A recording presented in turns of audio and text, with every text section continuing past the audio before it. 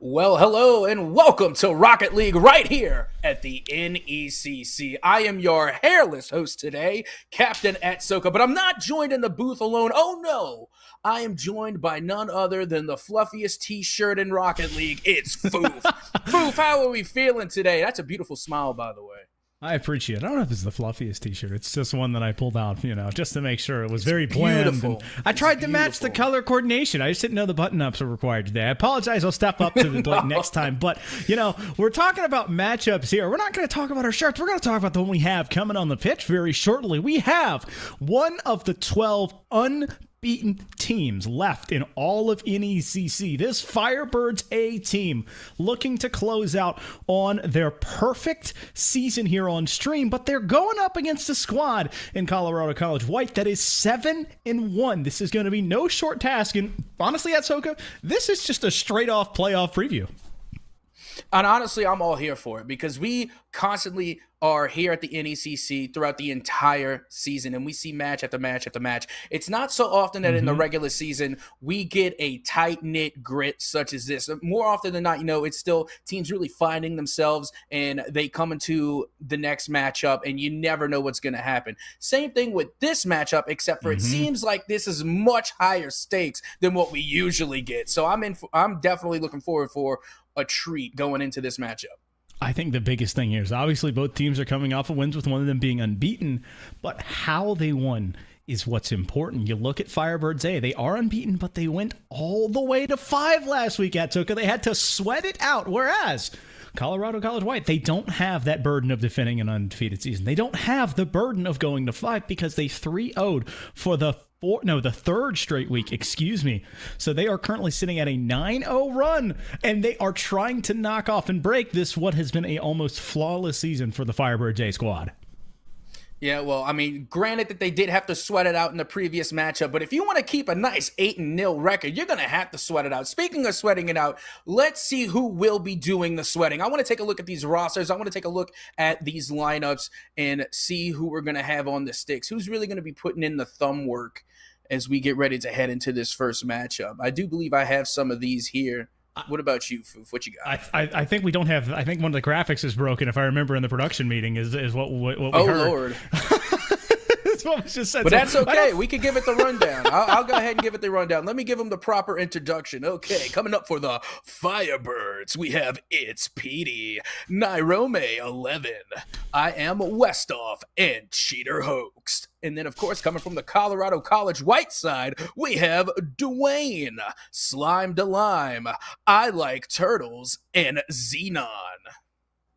Okay, when you look at names, it's kind of, in my opinion, you're like, who has the coolest name? Who has the most fun ones to say? And, with anyone that is I Like Turtles, I'm always brought back to that very old YouTube video. It kind of harkens me back to a childlike wonder. But, it's not the name game, folks. It's not what's on the paper. It's not what's on the stat sheets beside us. It's who has come to play and who is going to make their first shot go in. Because I think whoever grabs that early momentum in this game is going to be the most important. And I'll be honest, I'm ready to get going.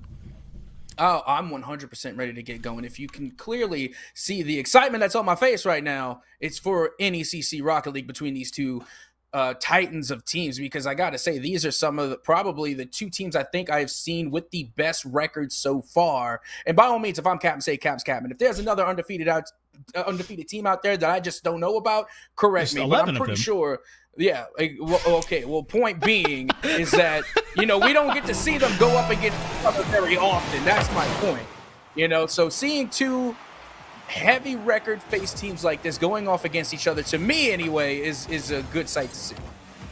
It's going to be a good sight to see, but here we go into game number 1. Both teams jostling for that early positioning, that early pressure. Firebirds A rocking in the blue, and Colorado College in that red, yellow. So we're wondering who can step up, who can find the first mark, and it's been slow trades back and forth. Both teams prodding into the corners and into the offensive ends, trying to see what they can mount on the offensive side. Oh yeah, and I'm already liking the midfield presence coming from Colorado College. Now, so far, don't get me wrong, the Firebirds have been doing well at getting, just getting the touches, keeping the ball away from Colorado College, and now we finally see a first whiff and a first mistake being made, and it will be I Am Westhoff to capitalize and get the first goal of the game. First blood being struck as there is an immediate open line down the middle of the field, and Westhoff taking full advantage of it to put this unbeaten squad up by one early. And then there we go, already off to a good start. And you were even saying before we got into this match how important that first goal was going to be to set the tone for the remainder of game number one. And already we're seeing the counterattack come through for a Slime to Lime. We are back all even at one. Notched up one apiece, and Slime, again, it's a very similar sight of an open line down the middle of the field and the defender in the wrong spot, unable to get back in time. And so, only 2 seconds above that first minute mark, and we're tied one apiece. Yeah, again, only a minute gone, and already we got 2 goals on the board. I can't tell you how many times, Foof, and you've seen it too. We go into a game number one, and it's just 0-0, but we're just going to continue to add on the scoreboard. Now 3 goals on the board, and Dwayne giving their team the lead with that nice bump play, leaving it for Slime to Lime to find the back of the net, and there you have it. Colorado College now up 2-1 against the Firebirds. Quick kickoff there, as that's another misread, and Dwayne just doesn't even need to touch it anymore. Wins the kickoff, wins the goal, and now puts his team up by 2. Again, there's going to be people in chat to say, oh, that wasn't calculated. No, that was pure cold calculation right there. Getting it off the kickoff and then being able to ricochet it off the sidewall, find the back of the net, getting past a whole 3 defenders. 100% calculated. We take those. Take those indeed, but now it stands at a 2-goal lead here, and the Firebirds down early and down more as Slime is there to put another one in to be up by 3.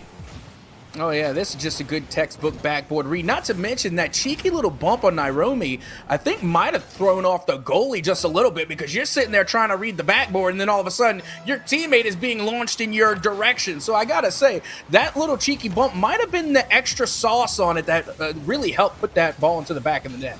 Right now, the Tigers in a very, very favorable spot, playing very solid defense on that goal line. Dwayne back into the corner, trying to get something going here. That roll going the wrong way, and that was a pinch coming off a teammate that opens the door for Slime, who finds another and puts this team up 5-1.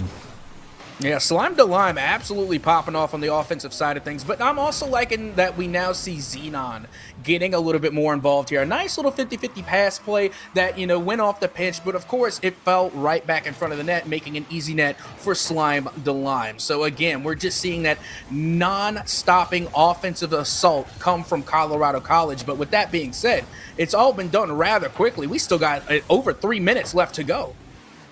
Pass into the corner, looking to get something going again. Dwayne 50'd hard there by Westhoff, and Westhoff has the only goal here on the side of Firebirds A, as they have been held in check the entirety of these first 2 minutes, and now just about 10 seconds or so above the midway point, and they are still down 4 goals, and they're still struggling to find their offensive footing. Yeah, I really don't know what's going on at this point. I was expecting a lot more to come from the Firebirds, but with that being said, it's still the first game. As a matter of fact, we still have over half of regulatory time left to go, but Slime to Lime just does not seem to be stopping. Even when they're not scoring, they're setting up the assist for Dwayne, and just, again, constantly finding the back of the net. This team has just been nonstop, and like I said, with just over half left to go, we could very well see the Brazil coming early. Well, it's 6-1. A chance there for Westhoff, but he can't find it. The follow-up coming in from Jerome, and that is able to break your dream, unfortunately, Atoka, of a Brazil, but get it back within 4. Honestly, if I'm gonna Caster's Curse something, I'm glad it was the Brazil, because cool, the meme stays alive of the Brazil, but every now and again you just want to break the cycle. So if I'm gonna Captain Caster's Curse anything, I'm glad it was the Brazil. So now here we set at a new game above the midway point, but it's still all on Colorado College. The Tigers out in front here. A good 50 keeps it out in front, but there's not a lot of follow-up from the Firebirds A team. A 50 looking to get there. Westhoff trying to find an angle, but he can't get it to go just outside of that goalie's box. A pass off the midfield stripe, and Slime running for their lives as that Dominus had just enough gas to stay alive. Petey looking for Westhoff, and then Wyoming just trying to slay low and low, but Slime with a huge win. Past midfield's got the shot, but they can't get it to go. And now here comes Xenon. Once again, we're talking about Xenon showing up, really kind of being that shadowy figure on their side of the team. You know, not really showing up until they're needed. But when you got strikers like Slime DeLime really going at it, I mean, how being the 3-person, you know, doesn't give you a lot of the limelight because Slime DeLime just constantly finding the back of the net. So still good to see that they have a very well committed 3-player in that spot holding down their side of the pitch. ED trying to push here. Iron past midfield, but denied immediately by Dwayne. Westhoff is up in time, but there is almost no lateral momentum at all to that ball. PD a shot, but it's too far to the side. Dwayne pushing it back once again, rolling into the corner here, but gets caught passing midfield. I like the idea, but just with a late touch, it turns into a late pass, and that flick coming up and not coming through, but it goes off the backboard once again. Oh yeah, everything right now on the side of the Firebirds is late. You know, it's a late flick, it's a late pass, it's a little late scoring opportunity, it's a late 4 goals. It is a whole bunch of late on the side of the Firebirds. Don't get me wrong, I'm glad that they're being more aggressive and they finally stopped the bleeding of this Colorado College offense, but again, it's just late. Too little, too late. Well, still 30 seconds here. It is certainly difficult, but not impossible. And that is an open net there, and it's all of a sudden at Soka 3-6 with 24 left to play. And by all means, chat, if this somehow manages to come back and the captain's caster's curse is just too strong to break, then by all means, you feel free to roast me in the chat. But I still don't think. I'm going to rub my crystal bald-headed brain, and I'm going to predict that Colorado College still comes out on top. Well, you can't knock it. That is a dangerous clear. Nyroom is there. He's got Westhoff running underneath, so they need a big-time pass here, and that's midfield. But Petey unable to find a winning angle on that 50. The clock continuing to march down, and at this point, probably at Soka, your head get in the right space, and it's going to make it call as that ball hitting the ground more of a formality at this point, and it's going to be a 6-3 victory for Colorado College in game number 1. And then there we go. The captain's caster's curse has been foiled, and Colorado College is going to be walking away with a game 1 dub. But like we saw, though, the Firebirds really started to step it up in a major way. Granted, it was in the latter half of the match, therefore, again, too little too late. But now that they're starting to get the groove, I wouldn't be surprised if we see a little bit of a comeback coming from them in game number 2. Well, you know, it really starts them having to find their footing in at Soka. They got a pair of goals at the end of the game, which is always nice, but you gave up 6. You don't want to do that, especially with a team that is coming off of 9, now 10 straight in-game victories. As, you know, 8-0 is obviously great, but 10-0 in games as they're trying to knock off an unbeaten team. This is huge for the Tigers. Absolutely. And then when we talk about heading into game number 2, noticing game number 1, it was a lot more high scoring than we've seen in previous games. I mean, when you look at it overall, it was 6-3. That's 9 goals on the board. That is a high rate of scoring considering that it was a game number 1. And now that the Firebirds are starting to find their footing a little bit or find their wheels, whatever the Rocket League, you know, comparison is to feet, regardless, I think we're going to see a lot low scoring game. I think the Firebirds are going to step it up on defense. They're not going to allow as many mistakes, and they're not going to allow as many goals. So don't be surprised if we see a lower scoreline heading into game number 2. Well, the big issue there at Soka I look at is you can't allow 12 shots and be expecting to walk away with wins, and so they're looking to fix that number at least. But here we are, game number 2 in Colorado College. Out early, and the 2 G2 cars colliding on that side. You know, obviously teammates in the sense of wearing the same color, but not on the same team there. As a bump follows through Slime, a pass midfield, but you know, that pass recipient's going to be ended up being Dwayne, but there was just no one there, just kind of throwing it and hoping for the best to happen. The thing I really like about Colorado College is that they fit their roles so well. Clearly you got Slime the Lime, who's going to be the lead striker, and then of course you're going to have Dwayne, who is the two-person, much like Nairobi is going to be the cleanup and the two-person for their team, as Nairobi dropping all the way back to the midfield, finding this touch right off the car from Slime the Lime. And oh, feels bad, man. It looked like they caught Colorado College out of defensive positioning, now making it 1-0 for the Firebirds.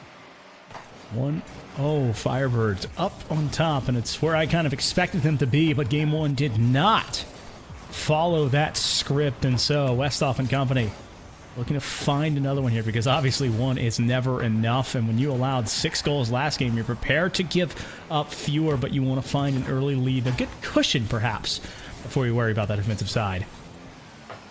Now the swish and the flick nearly in, but once again we see the defense from Colorado College hold strong as Slime to Lime is going to flick this one, and now the 50-50 comes across and they get a little bit of breathing room, but the offense coming from the Firebirds seems to have improved a good bit compared to game number 1.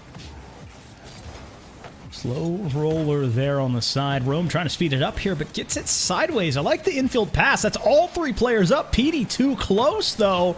Credited with a shot, but it's turned away. Rome is still in control, but it's traded off, as that is Xenon with a huge, or Xenon, excuse me, with a huge clear down that sidewall to get it out.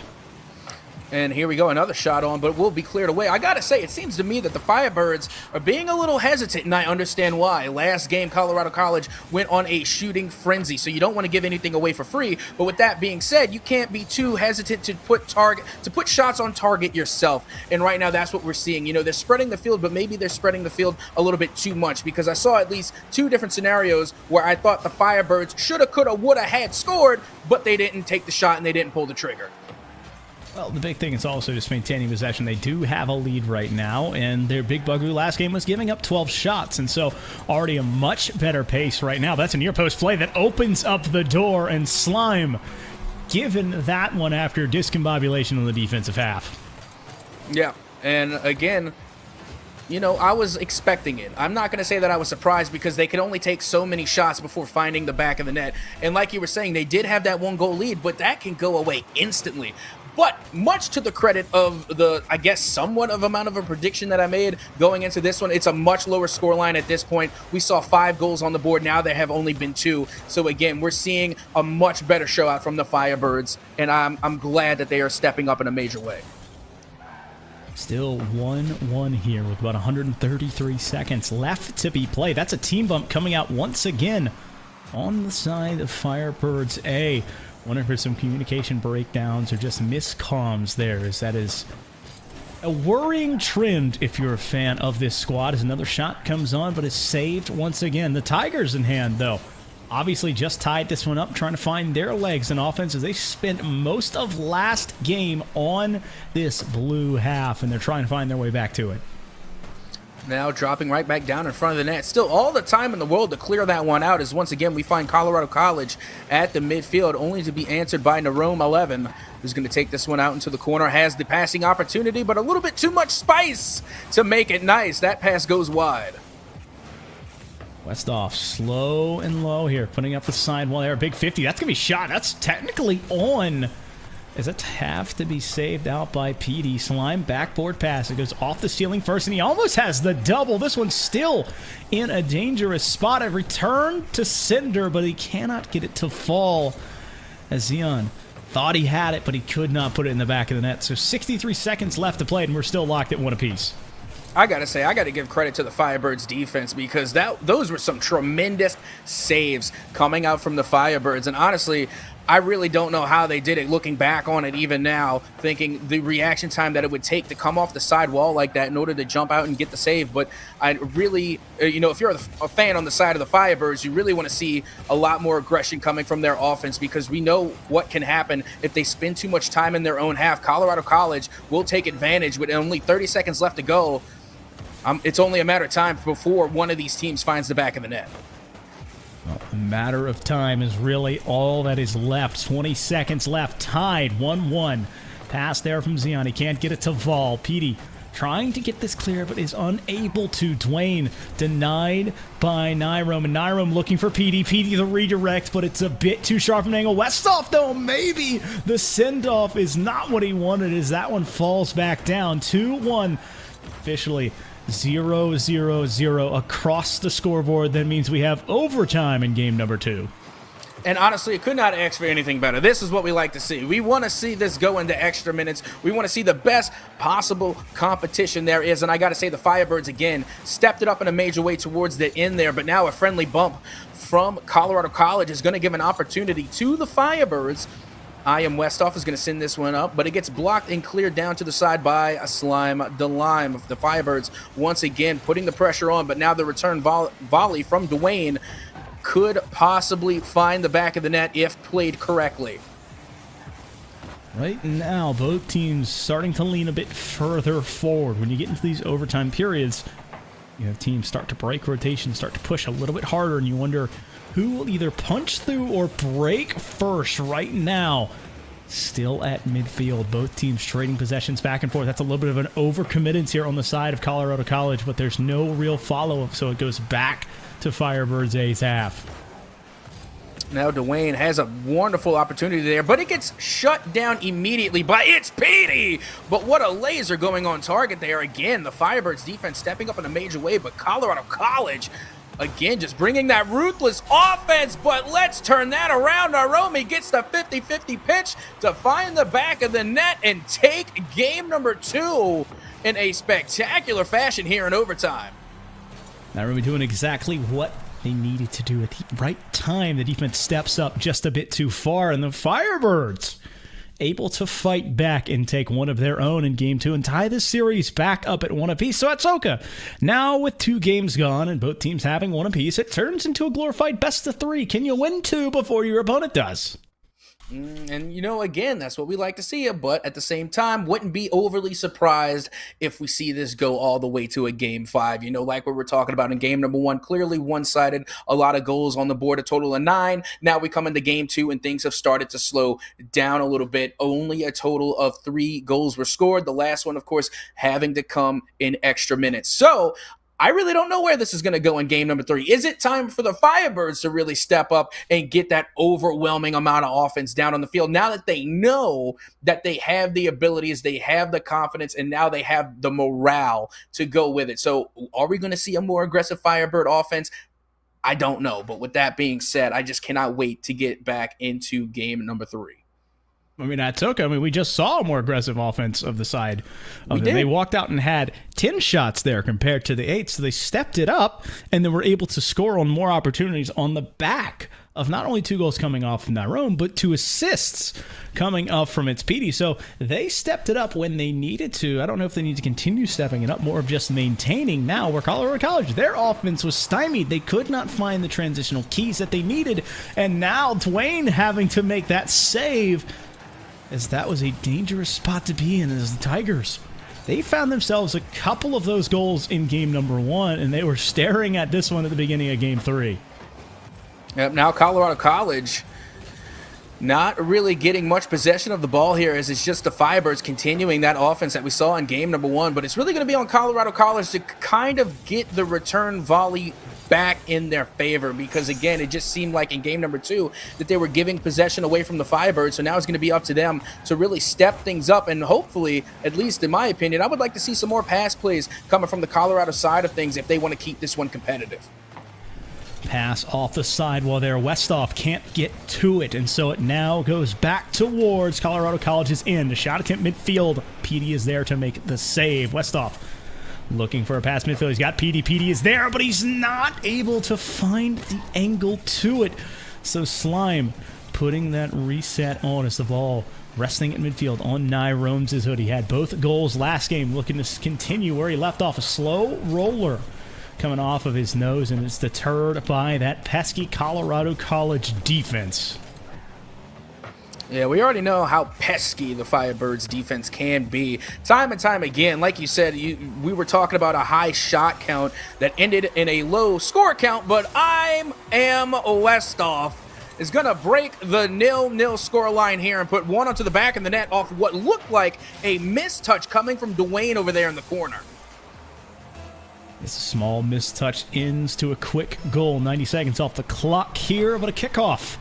Nonetheless, Firebirds up one, trying to find another as they look to make it 2 games in a row. But still, so much of this left to be played. Dwayne off his own backboard, and that's PD and Westhoff just rotating all the way back home, giving them almost free real estate at that midfield line. Yep, now it's going to be IM Westhoff looking to get something going again on offense, but it will be cleared away by Colorado College. Now, here we go. This is what I like to see. Colorado College getting those midfield exchanges in and working the ball so fast that it's really pulling the defense of the Firebirds out of pocket, out of the safety zone of their own net, and it's getting them to try and cause mistakes on the defensive side of things. But now the Firebirds have been able to recover, and you can see them falling back into defensive position. Defensive position here, just 10 seconds above the midway point. PD pulling the trigger on that shot, but the save on the back end coming out by Lime. Such a prolific shooter in that first game. Able to play some defense here, but they need to find another one. That's a miss clear, and that is a miss coming through. And PD just collects it almost in the janitorial sense of cleaning up what we just saw. Yeah, but unfortunately, you know, that I want to call that a tactical whiff. We saw, of course, one of the Firebirds go in trying to get the touch. Didn't get it, but it caused the defender to make a mistouch and a misread as well. So tactical whiff or not, regardless, it is a 2-0 lead now in favor of the Firebirds. And honestly, I am surprised to see Colorado College being held to 0 goals so far with just over two minutes left to go. Right now, Nyrome and company have done all that they've needed to do. They've played on the offensive third for most of this half so far, and they're just keeping Colorado College at arm's length. They're making them overcommit to get clears, so they have to chase and spin that boost to push the ball up the court. When you don't have that boost to follow it up, there's not a lot of offense that you can follow up with. Yep, Nyrome was looking to get the connection on that redirect, but just didn't have the boost, just didn't have the juice, and now the ball will be going the other way with still 1:35 remaining. It will be IM Westhoff to find the back of the net yet again. I gotta say, IM Westhoff has been doing quite a good job on the offensive side for the Firebirds. You know, we were talking about who are we going to be looking out for? Who are going to be those key strikers? And IM Westhoff really coming out of nowhere with this shot accuracy. And that one was from beyond half field, being able to find the back of the net. This might be a player that I admittedly might have slept on. Well, Westhoff doing exactly what he's doing on the defensive side there with a save, but the pressure still mounting as the Tigers pull another shot towards it, but PD is there. 80 seconds left to be played. Still a 3-goal deficit. Is now that ball rolls off the sidewall. Westhoff pushing it back towards midfield. He's got 2 teammates there. That's a double commit coming for that shot, and it could be an opportunity that the Tigers need. This is great control. He needs to win another, but PD stepping up in time to just sway that offensive push. Now, once again, we see the attempt coming from Colorado College, and we know how headstrong their offense is, but they're just taking shot after shot, and they're having a really hard time finding the back of the net, and now it's come to the point where they're getting in each other's way. So now what I'm really just seeing is a lack of communication coming from the side of Colorado College, and if they don't get things rolling and they don't start communicating, you know, heading into game number 4, it could be a complete turnaround in favor of the Firebirds. As a pass midfield from Slime, but there is no recipient of it. PD with a long touch to push it on, trying to find a near-post shot. He actually almost caught Dwayne slipping. But Dwayne, that Octane just tall enough, but defense is not what they need. They need goals, and they needed them then because it's already just a bit too late. The Firebirds up by 3 and going to be up by 1 and at match point here after this ball touches back down. And no, Nyrome just wants to make it a little bit more stinging on the loss. Yeah, might as well. You got the opportunity. The ball is there. You know, you have the opportunity to make the shot. Why not pad the stats? Why not get a consolation goal to take with you on the road as you get ready to head into game number 4? If you have the momentum, I say let it ride.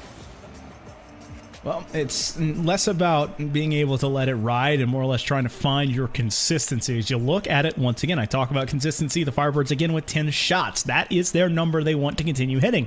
Whereas the side of Colorado College Only the 6, so another game of 10-6 and 10-6. You just want to find that follow-up and continue through. Whereas Colorado College, they had game 1. It was all about them. They need to find their footing and get back to that comfort.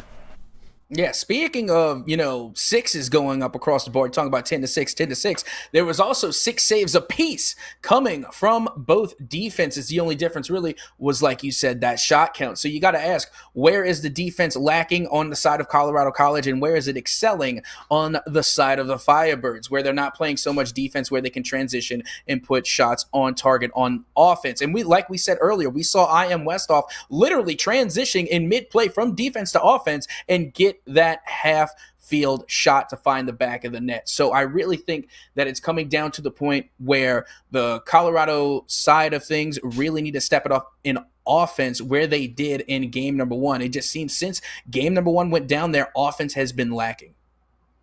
Well, I think it's less of lacking, and the consistency has been the issue, because they've had opportunities, they've had runs, they've had clears, but at Soka, I talked about it. They are being forced to take long, booming clears, and when you do not back that up with either consistent ideology on how you're rotating towards it or don't have the boost to chase it, it's just a throwaway in possession. So that right there is one of the big reasons why you see a discrepancy in the numbers of shots compared to saves, is both teams have opportunities. It's just the Firebirds are able to stay with it. They are controlling their resources. They are making sure they're in better spots and have that idea of what they want to do with it, where Demos starting to come out from Slime's teammates. That opens the door near post, and Slime going through those explosions. And then there we go. You already know how I feel about it. If when in doubt, bump them, demo them out. And that's what we just saw. The demolitions coming through, of course, for Colorado College, leaving a 1v1 opportunity for Slime to Lime to find the back of the net. And I got to say, this is what they needed. They needed to get the first goal headed into game number 4, and they needed to get the momentum back in their favor. But more importantly, they needed to end that score drought, because there's nothing worse than going to a game being completely decimated in the score line count, especially when you're trying to put shots on target. But once again, it kind of starts that consistency. That's a third man committing. Westhoff, I was really worried, did not find a very favorable touch, but it just enough off of that Finnick to put it through and notch it up. Yeah, and honestly, I'm not sure what happened on the side of the defense for Colorado College. It just seemed like it literally collapsed. You had all 3 players from the Firebirds in the Colorado half all sitting in front of their net, which means there was a missed opportunity from all 3 defenders, where unfortunately they end up whiffing their challenge and then just left a wide open net for the Firebirds. But still, 1-1 apiece, still a tie ball game. But hold the phone, here we go. IM Westhoff is going to get the dunk here to put this one down and under to find the back of the net, and now make it 2-1 in favor of the Firebirds. I mean, Westhoff just said, get out of my way. I have places to be and goals to score. The Firebirds roaring back out in front. And again, still plenty of time left to go, just under 4 minutes. Colorado College have showed that they can find the back of the net, which means they can do it again. Dwayne going to be going up high to get the touch, putting it right back down into Firebird territory. But I got to say, the mechanics that are coming from the Firebirds are nothing short of impressive. But the defensive rotation was clearly lacking on this play. We see the touch coming from Slime to Lime and the 50-50, which inevitably put the ball into a wide open net. No one was there. Like you said, that goal was home alone. And now the scoreline is tied up at 2.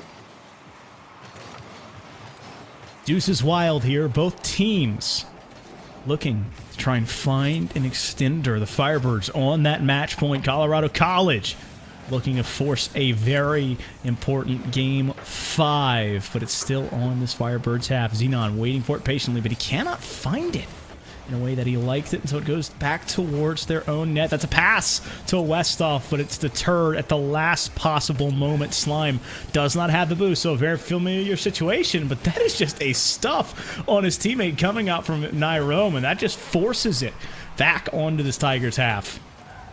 And now here we go again. It's Petey getting the touch there. I'm not sure it was the greatest decision, but still keeping the ball at a high enough speed to where they can keep it out of the possession of Colorado College. And now, once again, Colorado College finds themselves battling it out at the midfield as the touch will come through and just a return 1-2 volley between these two teams, but an open net opportunity. And once again, I am a Westoff will find the back of the net off of the pass from Nyrum, and really a three-way pass play is how you win the games. That was an excellent play from start to finish, and now a 3-2 lead in favor of the Firebirds. 2 minutes and 40 seconds left to be played here in the Firebirds. Still defending their unbeaten season. Colorado College trying to defend and make it an 8-1 season for both sides.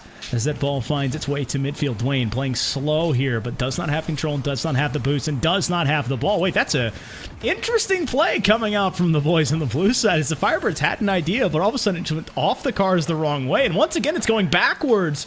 Dwayne, the recipient of that one, but it goes back towards this Colorado College end anyway. Just an interesting game of ping pong right now. And again, you know, I mean, we hate to see it fall into that, especially with only 2 minutes on the board. But really, when you start to get into the ping pong matchup, that's really where you start to try and figure out how you're going to get past the defense, how you're going to get out of your own half. So just being able to answer back and hold your own and keep the ball out of your own net is a good thing. But eventually, you're going to have to start to adapt and figure out how you can break the ping pong cycle and start getting shots on target. Dwayne going off the ceiling. That's an angle that's almost going to find its way in there. But the Tigers still stopped at that goal line once again. Dwayne back into the corner looking to find a pass. He's going to go off the backboard here, but does not have a lot of that lateral movement to get it away from the defense. The ball right at midfield. A shot attempt coming on. Petey does not have the save. It's still rolling in, and Dwayne able to force it through and tie this game up. And this is what we have been waiting for. I was actually getting ready to say it myself. We didn't see a lot of midfield passing coming out of Colorado College. And even though that this was saved at the goal line, it's still considered a pass. Pass credit was given to Slime the Line on the assist. They were able to touch it and slow things down at the midfield, and therefore given opportunity for their teammate to put a shot on and nearly in on that one as well, but it was saved right there at the sidebar, and with a minute to go, it is still 3-3. 3-3. About a minute to be played, like you just said, and now one team's perfect season hanging in the balance, perhaps, in Colorado College. Their series is hanging in the balance if they can't find a win. A big-time clear. They're coming from Slime. Nyrum waiting for it, though, and now the door's been open, but he's a bit too quick underneath it. Has to slow down and find a pass. That's a shot coming from Petey, but the angle just a bit too shallow, so he cannot get it to hit the mark. Westoff wanting a 50 and finds it. It's still on the CC white half. Ball resting once again and is immediately cleared all the way down. 20 seconds left, still tied at 3 apiece. And honestly, right now, if you're on the side of Colorado College, you do not want this one to go into extra minutes. The last time they were in overtime, Firebirds were able to come out with the dub. So, I mean, the track record just isn't there right now for Colorado College. So, really, they're going to have to try and figure out a way to try and beat this team in regulatory time. But too little, too late. We are heading into OT. So, what should have been the goal, the Firebirds just miss at the end. And so it's been a kind of a guardian angel, perhaps, or a second life for the boys in yellow as they have an opportunity to find an answer. But the Firebirds, they want to put it away here, and they want to put it away now on the offensive end. That's off the ceiling. That's a mistouch midfield. The finish, no, it goes off the post and out, but Petey has the cleanup, and it's almost exactly how it started as the janitorial goal puts the dagger in. Yeah, and again, if I'm capping, say Cap's capping, but what I just saw coming from the Colorado College side was nothing short of pure panic. I'm sorry. I saw the opportunity there, and then the double commit led to another double commit, and what looked like quicksand, they literally just kept repeating an unfortunate series of events where they made one mistake that led to another, and really, once you see that shot going on target, every single player from Colorado College just jumped and bit hook, line, and sinker, leaving an open net opportunity for the Firebirds to put that one on. And like I said, not the best track record when you're going up against the Firebirds in overtime. Don't mind that small behind-the-scenes peek. You got to see him setting lobbies up. I mean, I was excited. I was like, oh, we get to see the teaser trailer before. But, all that really matters is an unbeaten team came in at Soka, and it leaves rolling into the playoffs. The Firebirds survive 3-1 here, coming off the back of a very difficult game one where it looked like this series might have been out of control, but you said it, they battled back, they found their consistency at the end of the day at Soka. Got the win in the end. And that's what's crazy about it, honestly. When we look back at game number one, we were able to see a one-sided victory going in the side of Colorado College. Again, 6-3, 9 goals being scored. And then literally, it came to a screeching halt, not so much as the shot count, but the total goals being scored. So the Firebirds really stepped up their defense in a major way, and they used that to their advantage, being able to turn their offense into defense. And what felt like to me, they were just taking the blows, taking the body shots until Colorado College ran out of steam, ran out of focus, and could not keep up. Eventually, using that to get not one but two overtime. Yeah, not one but 2 overtime victories using that tactic. Well, at the end of the day, it doesn't matter what tactic you use at Toka as long as it is legal and as long as you get the win. But, folks, that is only the first series of the night. We're going to be taking a short break, and make sure you stay where we are, because in a short bit, we'll be right back with some more NECC Rocket League. I know it feels like the night's getting longer and light is harder to find. I promise I'll always be there. I'll remind you when you close your eyes. If they send for me tomorrow, even if I leave right now, you'll find comfort there in knowing whenever in doubt, you can find me when the lights turn out. When the lights turn out.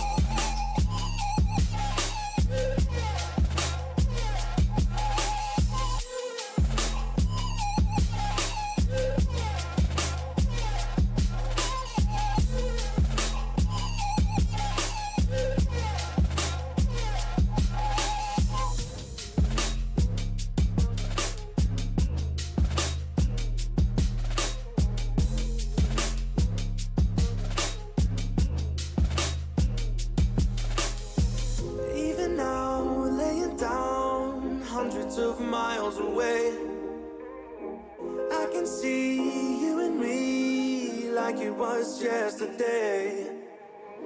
I know it's not the same, but I'm still behind you every step of the way. Look in yourself and I'll be there, I can guide you. All the love is the same. If they send for me tomorrow, even if I leave right now, you'll find comfort there in knowing whenever in doubt, you can find me when the lights turn out. When the lights turn out, you can find me when the lights turn out. When the lights turn out. When the lights turn out.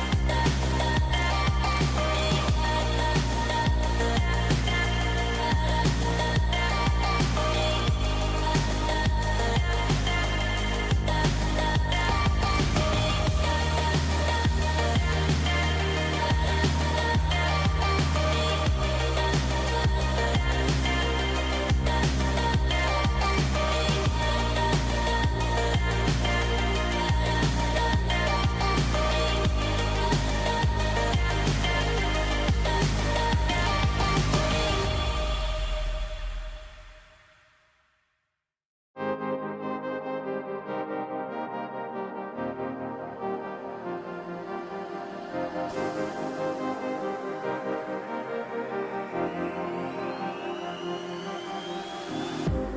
cutting dice. Look at these eyes. They're not here to please you. There was a time you could be mine. Before all that you put me through, I knew that you were trouble, but I don't think you were bad. I'm living in this bubble and it makes you so mad. You can say hello, but I don't need you to like me. Don't need you to like me. Don't need you to like. You can watch me go, 'cause I don't need you to like me. Don't need you to like me. Don't need you to like. You can say hello, but I don't need you to like me. Don't need you to like me. Don't need you to like. You can watch me go, 'cause I don't need you to like me. Don't need you to like me. Don't need you to like me.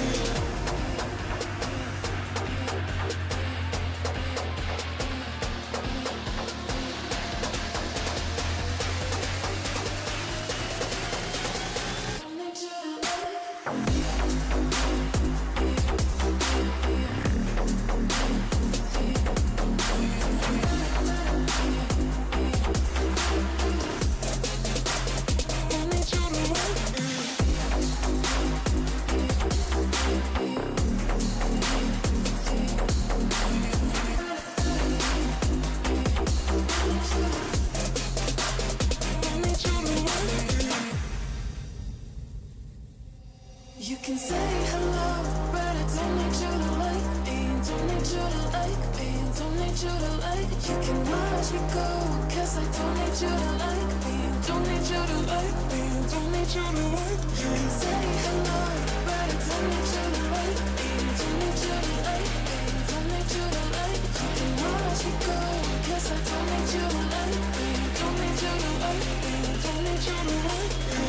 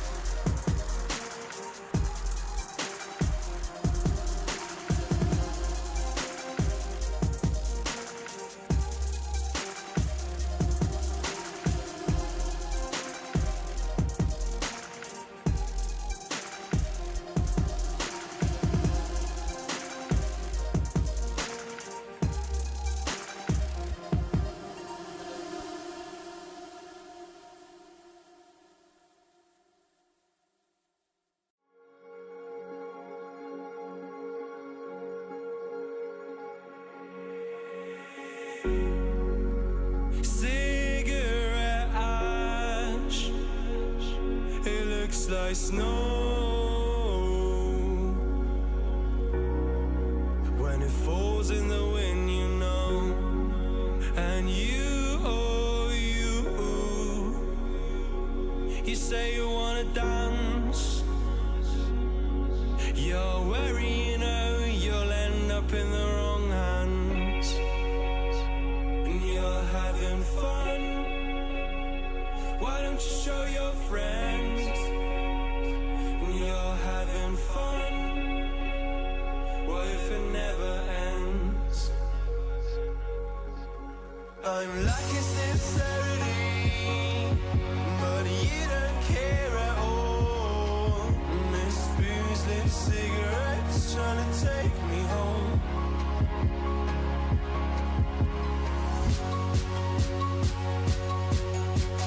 Falling in love just a million times, breaking it off with the feeling all I still. She's as cold as December.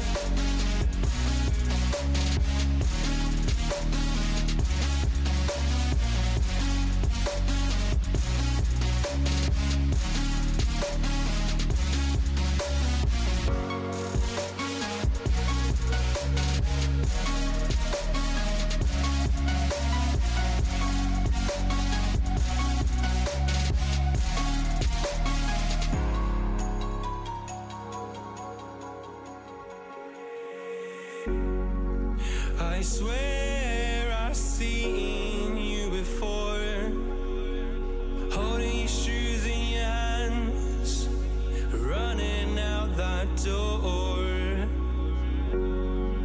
And you got nothing, but you say you wanna dance. And you're worrying, oh, you'll end up in the wrong hands.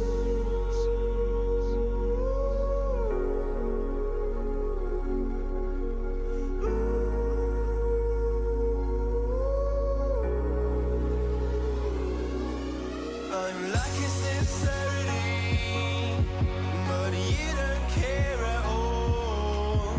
This booze, this cigarettes trying to take me home.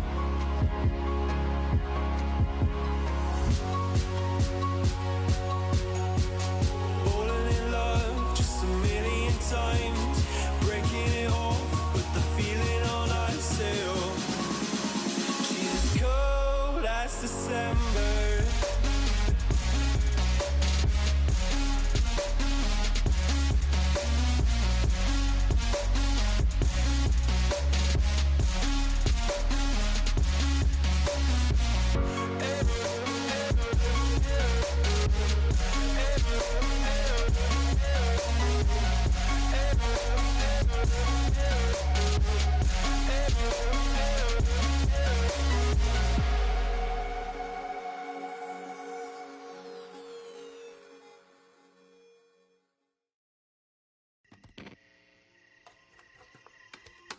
Is it okay if I'm to say I'm catching feelings from all the dealings?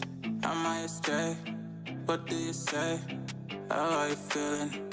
Is it the same? I hope you're not planning to waste my time.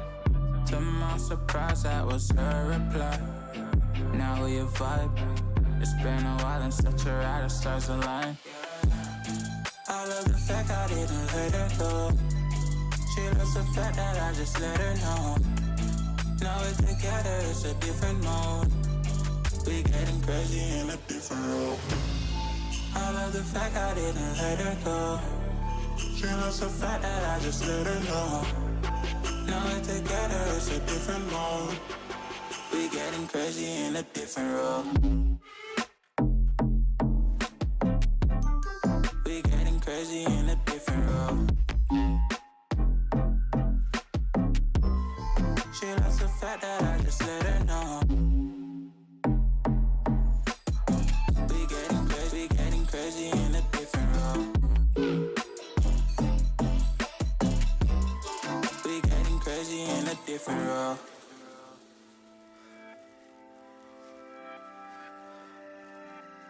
She my do or die, my bona fide.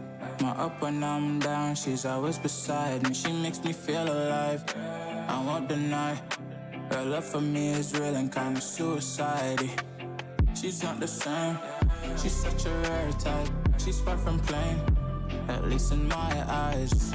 She said if I cross her, I'll be in the grave or under attack, but yeah, that's still my babe. I love the fact I didn't let her go. She loves the fact that I just let her know. Now we're together, it's a different mode. We getting crazy in a different role. I love the fact I didn't let her go. She loves the fact that I just let her know. Now we're together, it's a different mode. We getting crazy in a different role.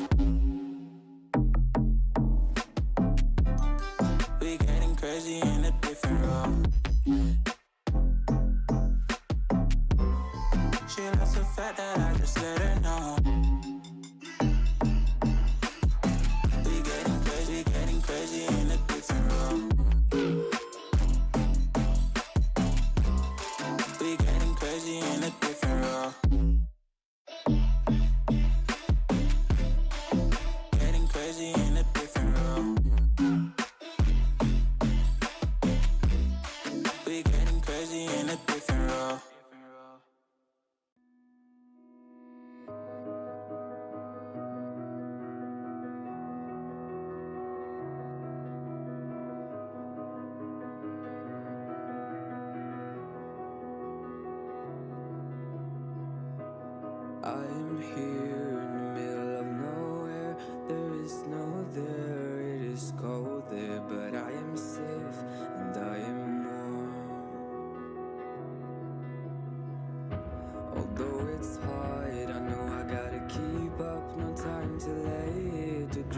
away. I fill my space, I spend my time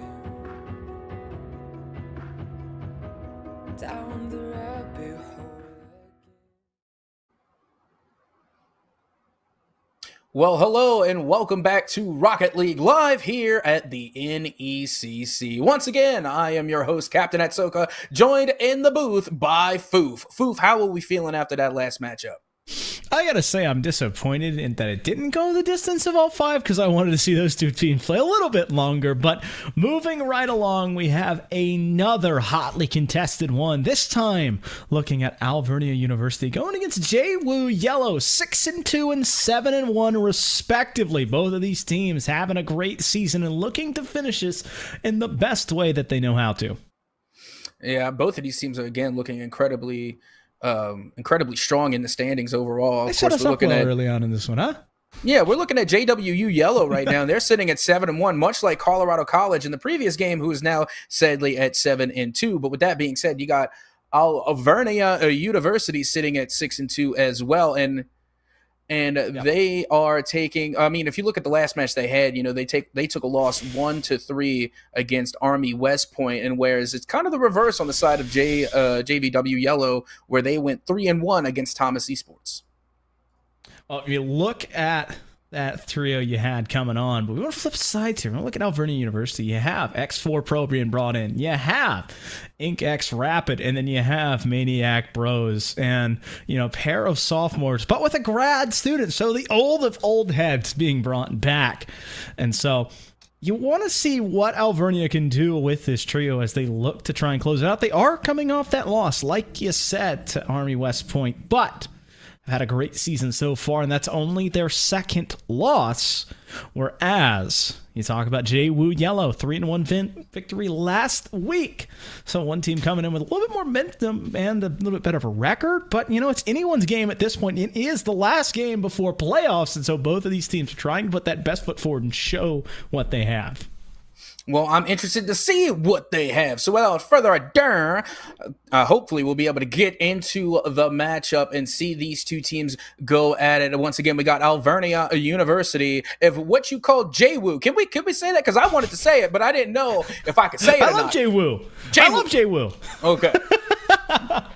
I'm just saying, because it rolls off the tongue so nicely instead of just saying all out JWU. So let's go with the JWU crew as we get ready to head right on into this matchup. And already the kickoff has begun.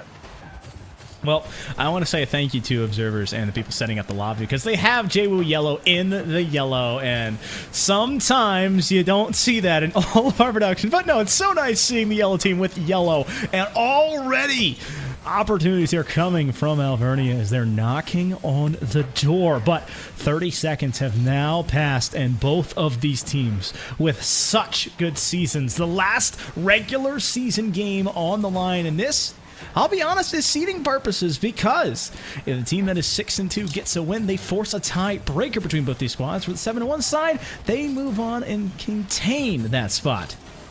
I got to tell you, just from the first 45 seconds or so, I got to say both of these teams are extremely speedy. I feel like the pace is picked up insanely, in an insane amount compared to the first game, where it seemed like a little bit slow pace. But these two teams are just not wasting any boost at all. As soon as they get it, it feels like it's gone, and just constantly going back and forth on both sides of the pitch. And still, I'm surprised to see that neither side has found the back of the net yet. Oh, need to be careful there. Shot coming through as that's Percivalist to get the first one, and JWU able to strike early. I kind of felt it in my bones. I knew it was coming. I was like, there's no way that these two teams are going to go scoreless for very long with the amount of speed that they're moving at. One of them is bound to find the back of the net, and as soon as I said it, it was JWU Yellow being able to find the upper 90. Now they're looking to find the back of the net again, and they do. Now 2-0 in favor of JWU Yellow. Well, it's a big win on the kickoff by Valence, but he thought that he had a follow-up, but instead, it's Spoots on the other side with just a quick kickoff to put it through, and so JWU up by 2 so early. And again, a minute. It was so crazy that the first minute of play, there was nobody on the board. They're both teams really just getting held at the line, and now all of a sudden, in a matter of seconds, JWU managed to find the back of the net twice. quick start here. Only 18 seconds is all it took for them to find a pair of goals in X4 Pro. Trying to get something going here, Valence. Midfield play and Wi-Fi just waiting slow and steady. That ball is just awkwardly sitting on that Octane. I've felt that way too many times more, my friend. That opens the door for X4, but he can't get it to go. Valence denied as well. And the boys in yellow standing tall on the defensive side. I don't even know what that just was. How cracked do you have to be at defense in order to hold the line like that? That not only were they able to get the first initial save, but the follow-up shot, which very much shoulda, coulda, woulda been a goal, was avoided because of the recovery from the defender that was literally laying upside down in the back of the net, having to come out and get the save. Yeah, Purcell's with a pass, and it opened the door for Wi-Fi, but he can't get it to fall. Once again, another pass, but this one immediately slammed back away by Valence. Foots, solid 50 there to keep it at midfield. Purcell's up, but he cannot find it as X4 Pro already has it. Wi-Fi, low and slow, looking for a shot, but instead opts for the pass. Has teammate there. Spoots can't catch up to it, and so going back the other way, X4 Pro looking to put a prodding pass midfield, but Purcell is there. And here comes the return volley from Jay-Woo, nearly finding the back of the net as they have been time and time again. But let's see the fireworks begin to pop off. We officially have some demos on the board. That's going to be a misread coming out, and Kataro able to get that one and make it Alvernia's first goal. And this was just a good read coming off the sidewall, of course, but I'm not sure what happened on the defensive side of things. Was there just too much trust going on there, and each player from Jay-Woo thought the other player was going to touch it, so then they were both overly polite and said, by all means, no, you take it, and then eventually no one went, which just led an easy goal to fall in for Alvernia. Right now, Alvernia on the offensive side early once again. That's a dunk coming through as that save is needed on the side of Jay-Woo yellow. Purcell's looking for a shot, trying to find a second touch, but can't get it go as Poots. Of course, looking for Pro off that side wall, and it's just so awkward here, sitting at midfield, broken by Valence, looking for a double tap. He finds it, but instead it's going to be a pass. Kataro bit overcoming here, so is Purcell's, as that ball just sits in this corner awkwardly. Now Vernia in a good spot, but they need to be careful not overcommit as a third, as now it turns on to a 3v2. Jay-Woo yellow looking to make a power play. Again, this is just Jay-Woo being that speedy team that we've been seeing since the beginning, and they were able to run it downfield, and granted they didn't find the back of the net, they were still making the defense sweat a little as they had to recover yet again from the offensive pressure coming from Jay-Woo. Opportunity here rising from Wi-Fi, but he's a bit too excitable for that one as that one slips past the Octane. Spoots, last man back. Purcell's waiting slow and steady in his own net. Needs to win that one, but Valence putting a touch on. He's got a double tap opportunity, setting it up for himself and knocking it home, tying it up. All right, I want to take my best shot at pronouncing this. Is it Vaults? A vault? How do you pronounce this one, Foof? I've been calling it Valence the whole time. Valence. Okay, Valence. A wonderful, spectacular play. I got to say, quick reaction time, finding the backboard, and then getting your own pass off of your read. Incredible. Just a good fast break play, being passed, of course, to yourself, and that's exactly what your team needed. Way to step up in the moment and equalize this game 2-all. Tara looking for a midfield play, trying to find up to this one. Wi-Fi putting a shot on, got a pass down to his teammate, but they cannot get it to fall. Valence credited going back the other, and that one is not on. He's going to want that one back as Purcell's all ready to stop that one. Spoots playing slow here as both players on that ball from Jay-Woo's side, and we're locked here 2 apiece in game number 1. Valence with one more opportunity, but that ball hitting, no, it stays up, and so Spoots and Purcell's clear it out, and we have OT in game 1. And this is just a good telltale sign of a high competitive match, because when you go into OT in game number 1, it just shows how evenly matched these two teams really are. So I'm definitely looking forward not to just this match, but how the rest of the series will unfold. Well, we currently need to see who can find this golden goal in game number 1. X4 Pro passing up the field, but Qatar denied quickly. Set ball stalls into the corner once again. Valence putting a shot on. That might be going off the post. It does, but goes out. Another shot here, but not a threatening one. As Alvernia quickly retreating and pass, looking to find the backboard and quickly dissuaded by that defensive effort. touch once again. So both teams just trading these line drives toward the backboard, trying to chase it down and force an opportunity. And, again, that's something that we've been talking about since the start of this game, how speedy both of these teams are, hitting absolute lasers, but Wi-Fi is going to be able to be incredibly speedy and get the swish and flick to put this one in and give their team the dub in game number 1. Well, unfortunately there, you look at the side of Alvernia University. It was a 2v1, and Jaywood taking full advantage of it, having the shooter, having someone to make the bump. And so, on the back of 7 shots against the 8, Jaywu Yellow walks away with game number 1 in OT. Yeah, granted that the shot count was in favor of Alvernia, but look at the save count. The 1 save made the difference for Jaywu. At least statistically speaking, it was the defense that shined for Jaywu because they got that 1 little extra save, which in all intents and purposes could have changed the outcome from 3-2 in favor of Jaywu to 3-2 in favor of Alvernia. So GG's all around coming out of game number 1. And like I said, nothing is said and done yet. Alvernia also played insanely well, and I cannot wait to see how they adjust and adapt to things heading into game number 2. I think the most important thing at Soka is not the defense. I think it's the passing. They had 2 goals coming off of assists, and so that is an interesting kickoff of sorts as both players opted to go for each other and not the ball. So the mutual handshake aside, Alvernia given a chance here, but immediately turned back away by Jaywu. And so they stand with a 1-0 series lead and trying to find the pressure here. All 3 orange cars on this half need to be careful not to overstep as Valence with a long touch towards the net to try and reset this game. Now, Wi-Fi doing a good job of getting back in time to rotate back around and play a little bit of defense, but now the long shot coming from Jaywu is just resulting in yet another long shot. A bunch of power plays coming out, and it seems like it's all power and not much accuracy.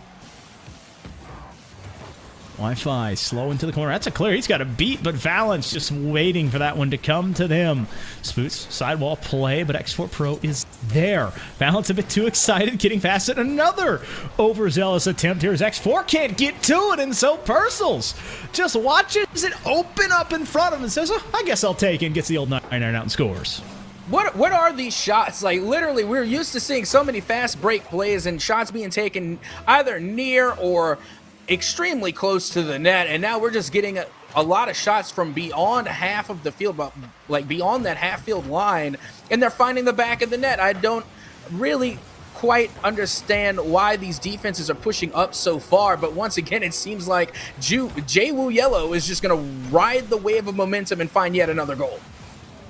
Well, it's just a mistouch coming there from X4. It opens up the door for Spoots, and another one going in.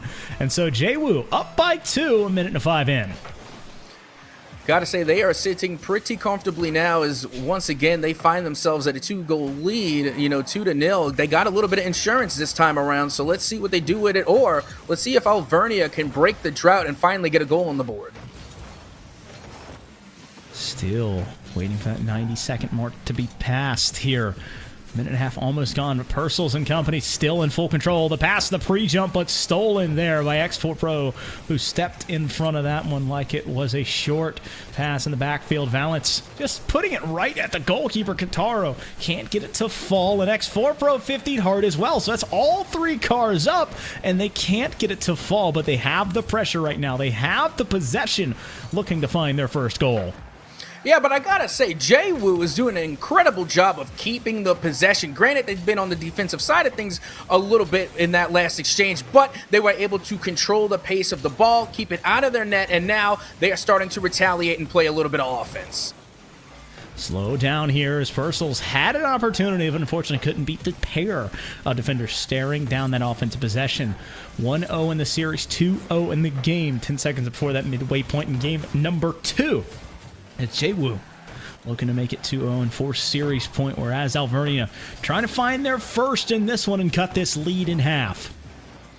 And here we go with official 2 minutes and 30 gone. We have passed halftime, and now JWoo, even though with the 2-0 lead, have not let up on offense whatsoever, as now the ball finally escapes Alvernia territory, and now a shot will be put on, but not in, as Purcell's is able to clear that one out, but that's not going to stop Alvernia from trying to finally find the back of the net, and nearly there, but nowhere to be found, as this will get cleared out yet again for JWoo. It was a bit disappointing there, as Alvernia had the opportunity at midfield, but they could not find the touch. I don't remember who it was exactly, but you saw the pass midfield and that shot just falling away. And once again, Qatar with an opportunity, but he cannot get it to fall. Wi-Fi waiting for a pass here from Spoots, and Spoots gets it past one. And an interesting push here from Wi-Fi to try and hold on to possession, but Valance is there. A 2v1 hot power play, but he can't get it to go because it goes into the corner. Purcell's very much happy to take that one off of his nose, and now just both teams having holes in their pockets. They drop the ball behind them again. Yeah, honestly, I'm starting to think some panic is starting to settle in for the side of Alvernia. They are down 2. They know they've already lost the first game, and now they're just really throwing everything at JWoo, hoping something will find the back of the net, but you just can't constantly throw the ball on target and hope for something. You really need to start making some calculated plays and get some more midfield pass plays going on, because right now I'm just seeing individual teammates just taking turns shooting the ball and not really incorporating each other in the play. It's an awkward spot here for Purcell's to be, and that's just, I mean, it's going to work out at the end when you have 2 players on the ball and no one going for the goal. You expect a pass, hopefully, but it ends up turning to be the pass from Spoots that opens up the door, got the goalie out, and that knocks it through. I was about to say that was nothing if not a textbook pass play. Granted, they decided to go up the gut and take it themselves, but they threw it up off the backboard, leaving it for their teammate to get an easy goal. And just like that, it's a 3-0 scoreline in favor of JWoo with just over 40 seconds left to go. You need to be careful now as that ball resting on the backboard. Qatar looking for his teammate, and that was just behind Valance. JWoo slow here. I don't know how much boost exactly Spoots has, but he's just very pseudo-aggressively walking it forward. Not exactly marching it, not really running it.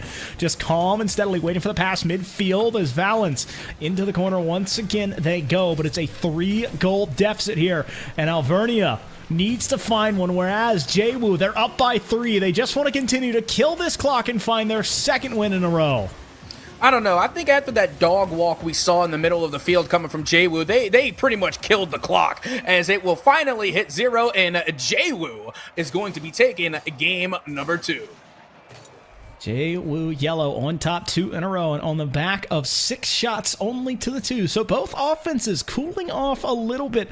And I think this really comes down to what we saw in that midfield mix-up. Both teams trading possessions. I mean, they were looking for a lot of things, and a lot of it wasn't working. But at the end of the day, JWoo scored first, and then once they scored that extender, they got back onto their legs and found their offense and were able to close it out.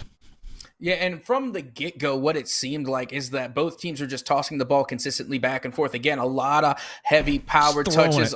Yeah, a lot of pinches and a lot of absolute bangers going from one side of the field to the other. But at the end of the day, it was, coming from the side of JWoo that eventually started to slow things down. And that's when you saw the goals start to accumulate for their side. They really slowed it down in the midfield. They were able to get some calculated touches and some pass plays that inevitably found the back of the net. Meanwhile, you saw on the other side as Alvernia just kept the gas on. They just kept being the speedy team, which isn't necessarily a bad thing, but you know what they say about too much of a good thing. It often comes back to bite you, and I think that's what happened in that game number 2. Well, the most important thing now is putting that game behind you for both of these squads, because game 3 is a new beast altogether. JWoo Yellow looking to put this series away and close their season off at 8-1, whereas Alvernia, they need to win. You do it now. Would possibly look to reverse sweep to force themselves to a 7-2 record. But the first 20 seconds have been both teams finding opportunities and looking back and forth. And now this is my favorite type of scenario, because you have JWoo on the cusp of a sweep, and then you have Alvernia, who is, of course, looking to get a reverse sweep. So what team are you on as Qatar? I mean, come on, Atsuka, that is huge. The pass to 1-2 to back to midfield. You talk about needing something. There is your spark. I mean, even Jay-Woo putting great pass and nice shot in the chat. I like how Guitar didn't even have to move. Guitar just went stationary in front of the net, and the ball fell on top of their car, literally just lined up perfectly, and it just went with the force from off of the bounce to just go into the back of the net. Great play starting out for Alvernia. That's just what Alvernia needed. The boys in blue finding their first, and what seems to have been more than a game, even that's about all it was. The drought is over, and trying to find a second is Valens. He's got an angle, he's got a shot, and he has a goal. 1:05 in, and Valens puts his team up by 2. Yeah, and for a team that's looking down the barrel of a sweep, this is how you want to start things off going into what could be your last game. Start out strong and start out quickly. 2 goals already, just over a minute gone, and they have a little bit of insurance against Jay-Woo. All you need here is just a small bit of insurance. Start feeling a little bit better. Their offense starting to hum, and Jay-Woo, they've been punched in the mouth. They're reeling right now. They need to find an answer and find it soon so this sleet doesn't get away from them. The first 90 seconds, it's been a trade of possessions. Both teams had opportunities. Just been Alvernia taking full advantage of about their 2 or 3 to make it count. And now Jay-Woo looking to score for the first time, but they can't seem to get out of their own half right now. Alvernia, this is a whole different type of team. This is a heavy, aggressive midfield team, and they are not letting Jay-Woo out of their own half. But finally, it looks like Purcell's will make it down the midfield, but not for long, as a missed opportunity now will cause a series of whiffs, only for the ball to find its way back into Jay-Woo territory. Alvernia playing slow and patient right now, and they have a lead. They can do this. They can afford that, but they can't afford a goal. So Qatar has that save close to his own net. Dangerous spot to be in. Purcell's waiting low here, trying to win that 50, but can't get it to fall. Back the other way, Alvernia looking so aggressive to try and find that third. As now you've got Qatar out in the midfield. X4 Pro looking for a pass, but he can't get it to go. Valence doing the same, and that's both players retreating, and so it just sits now on this Jay-Woo half. X4 Pro up, finds a second touch. That's going to set up Valence, who's able to clean it up. That was a great touch just now coming from X4 Pro. Again, just getting the tiniest bit of wheel touch on there to make that go as light as possible off the backboard, leaving it for their teammate to follow that one up and put it into the back of the net. Again, we're finally seeing the calculated pass plays, and again, the pace. They are starting to take their time a little more, and we can already see that it's having a positive result. Is a huge result here from Alvernia. It's what they needed. It's a shot in the arm and possibly an adrenaline shot straight into this team that looked down and out in the first 2 games. But Jay-Woo Yellow, you cannot count them out. Still 120 seconds left. They know how to score, and they can do it quickly. You have to wonder who will be the first to step up on this side. Spoots with a big push into the corner, past midfield. Purcell's is there, but he can't get it to fall. And X4 Pro and company once again break free and put on the attack. And they're doing a really good job at rotating. I honestly have seen little to no double commits coming from Alvernia, but Valence will take this one by themselves to get the touch here and get it over that remaining defender. Again, a lot of control and a lot of patience coming from Valence. What a read and what a touch to give their team the 4-goal lead. Valence once again doing exactly what was needed, but a minute and 35, 90 seconds now left to be played. As Valence has an opportunity to put another one in, and I'll be honest, I'm very much for late game comebacks. I think 5 at this point is probably too many, but 4 still very much doable. 80 seconds left. Valence putting a prodding touch on. He's got X4 Pro in the midfield, but that clear from Wi-Fi is dangerous. But Qatar ready to slow that one down, and Jay-Woo Yellow still scoreless after 4 minutes. And honestly, Alvernia has done a really good job keeping them at the same 0 scoreline from whence they started. Now just a minute left remaining, and I, again, don't want to predict things too early, but it's looking very much in favor of Alvernia. At 4 is about my usual limit that I think it's usually comebackable within under a minute. And as this clock continues to move on, and as these misses come through, it gets harder and harder. But Jay-Woo Going to go fighting until the very end, and Alvernia wouldn't have it any other way. 4-0 right now as they're looking to get their first win of the series. That's a clear from a Qatar, and I think he wishes he had that one back because that would have been almost certainly the nail in the coffin, but continuing to milk this clock. These long clears now draining the clock as they push Jwoo further and further. Yeah, I think Jwoo now realizes that this game is pretty much far gone, but at this point, you really just want to get a goal on the board to end the drought. You don't want to go into the next game with 4 unanswered goals against you. So with the final few seconds, I say try your best to put something on the back of the net, at least as a consolation prize, but it doesn't look like it will be happening. This will end 4-0 with Alvernia coming out on top. X4 Pro Valence and Qatar able to do exactly what they need to do, and this time they are the team with the most shots, having that 7 to only the 2 coming off of Spoots' nose. They forced Jwoo into a very uncomfortable spot, held them at the midfield line, stole a lot of boost, and continued to pressure them throughout the entire game. And so, if you're Alvernia, that's what you need to continue doing. You want to find the pressure, you want to find the control, and you want to keep rocking. If you are this Jwoo side, you need to play more offense. You need to be consistent on that back end and find that transitional game you had going. Yeah, I think Jwoo just had an off game. Like when we talk about it, they came out in game number 1 and game number 2, was able to take the dub, and in game number 3, they just were not there. They weren't clicking on offense. They weren't nailing the pass plays like we know that they can. However, Alvernia was all over the place with the pass plays. They were connecting time and time again, and then coming through with the solo plays as well. So now that they got that loss under their belt, the pressure's a little bit off. You still have the 1-game lead in the series scoreline. I think we're going to see a much closer game in this round number 4. Well, it's game 4. Qatar there with an open shot, but Wi-Fi just ready and waiting in that back post to deny that one. Wi-Fi playing slow here, wants to flick late and does, but gets it stolen off of his nose, returned by Purcell's. And so it goes, just a bit of a dance of back and forth, up and down the field. And Wi-Fi trying to step up and find a teammate. Spoots just playing slow there on the 50s. A demo coming through. We've seen a couple demos both ways now as both teams looking to not only establish themselves, but their physicality at the midfield line.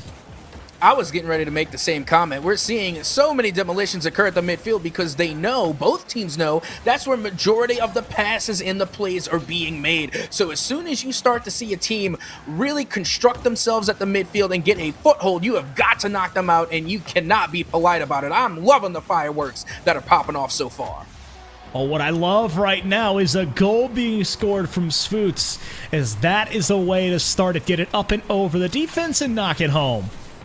Yeah, I was about to say, and speaking of fireworks, let's get a firework goal explosion. I didn't even know Spoots had the firework goal explosion, but I'm all for happy coincidences as Jwoo will take the 1-0 lead, but still plenty of time for Alvernia to answer back.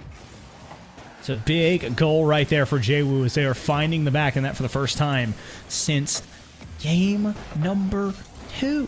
Folks, and that opens the door for them to get back to their winning ways. Having the lead right now is Valence. Denied.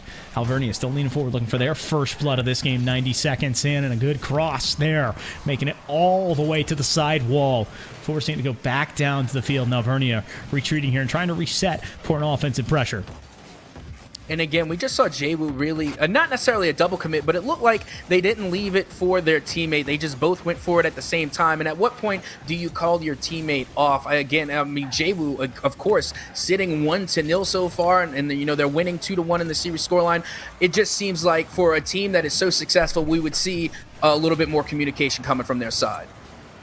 Spoots over 1, looking to play this here. Valence, though, wins the 50, but he doesn't have the shot. He does have the second touch, though. That is so threatening sometimes when you get off that backboard. I was cringing. I was hoping he didn't miss it. Yeah, I'm not going to lie. Valence, again, just getting the read there in the midfield. And again, what I saw was just too much space coming from the Jwoo side. I get it. You want to try and go for an isolated play every now and again, but you also want to keep an eye on your net. You don't want to leave those open opportunities because Alvernia will take those opportunities if you give it to them so freely. So again, you just really have to keep your eyes open and be aware of not only what your enemies are doing or your opponents, but also what your teammates are doing as well. Here we stand. Ball resting just about at midfield. Valence putting pressure on, and both of these teams locked here in game number 4. But Jwoo at match point. Looking to try and put this series away. That's a miss coming through. X4 Pro a bit too overzealous, and Purcell's able to put Jwoo on top. And this just seems like some deja vu. This is nearly what happened, unfortunately, to Jwoo in literally the last few seconds in the last play. They got overzealous. They left the net wide open off of one unfortunate whiff, and it just allowed for an easy goal. You have to be prepared for your teammates to whiff. And don't get me wrong, it's very important to trust your teammate, but you also have to hope for the best and prepare for the worst. Under no circumstances should your net be left unattended like that. Need to let something find its way through as Purcell's already putting another one on. This time it was a one-man show, setting it up for Spoots, and then he finishes it with the touch. Yeah, that time it was just unrelenting offense. They caught it off the backboard 1 to 2 times, and then just being able to really scramble the defense from Alvernia until something opened up and they were able to just put it in. I mean, that shot couldn't have been more than 5 feet away from the back of the net, and it was just a tap in after so many attempts on the backboard. So now Jwoo is once again going to sit comfortably with a 2-goal insurance. Be careful as Purcell's diving to make that save and keep it at a 2-goal lead. The ball rocketing across this backboard as Alvernia looking for their second goal as they need to find 2 with 90 seconds left to play and keep this series alive.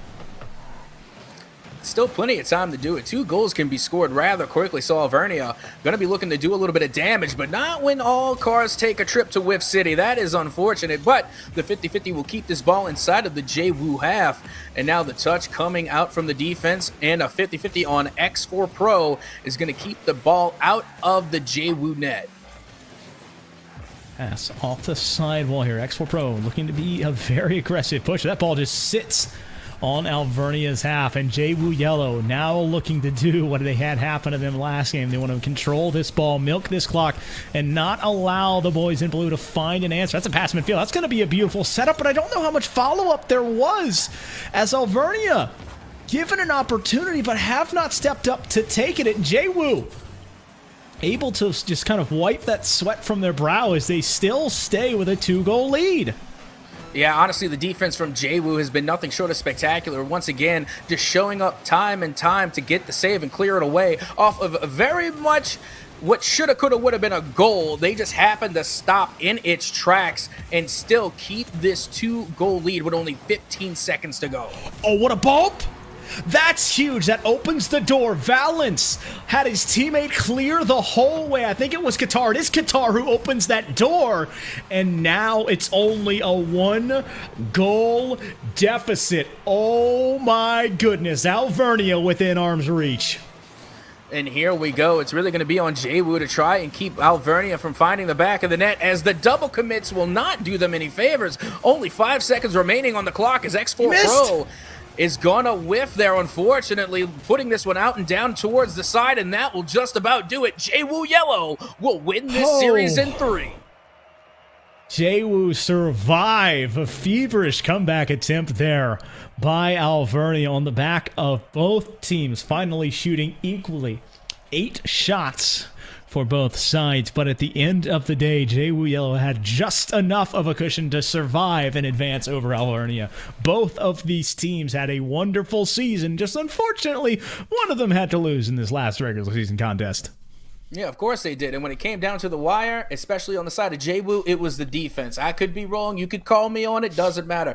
The defense really stepped up for Jwoo. A total of 6 saves, and on the total of, I couldn't even get a good glimpse. It looked like only maybe 2 or 3 saves that were coming out, of course, from Alvernia. But on the side of Jwoo, they kept it down tight. 6 saves on the board with only a 1-goal differential before these two teams. The defense held strong for Jwoo because they knew the aggression that was coming out from Alvernia. The shot counts were there, and the defense held strong for Jwoo. So again, hats off to the goalkeepers that came from the Jwoo side of the ball.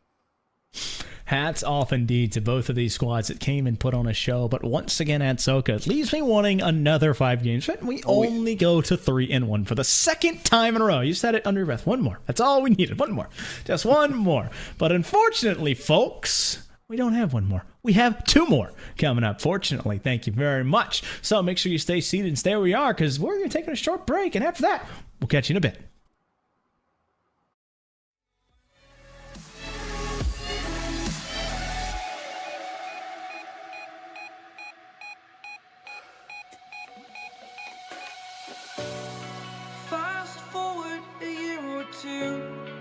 friends have changed, but so can you.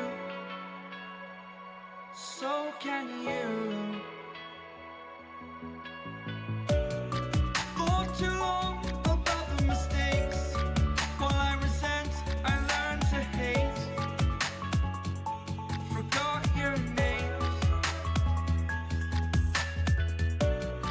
Fear the struggle to follow on. Need to focus to prove you're wrong. I'm not wrong.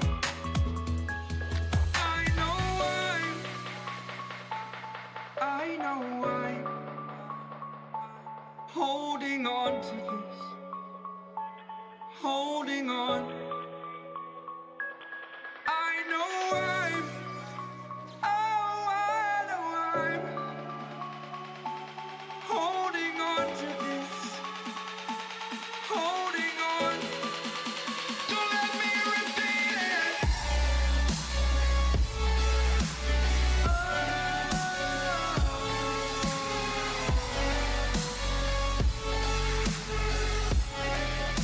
Don't let me repeat it.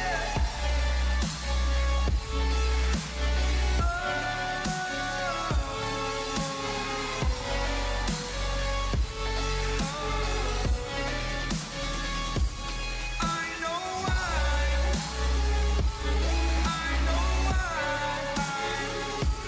holding on to this.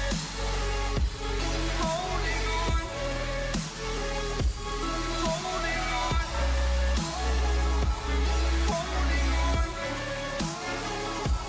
Holding on. Holding on. Holding on.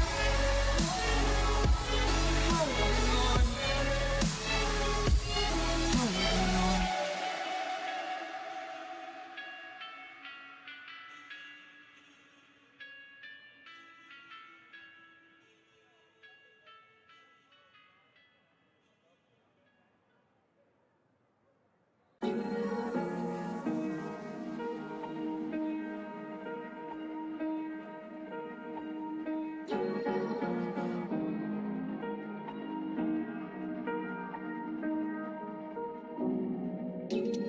Where you look, where you touch, where you feel, yeah. Where you look, where you touch, where you feel, yeah. Yeah. Can we talk about me and you? Can we talk about the truth? I wanna know, I wanna know. Can we talk about me and you? Can we talk about me and you? Can we talk about the truth?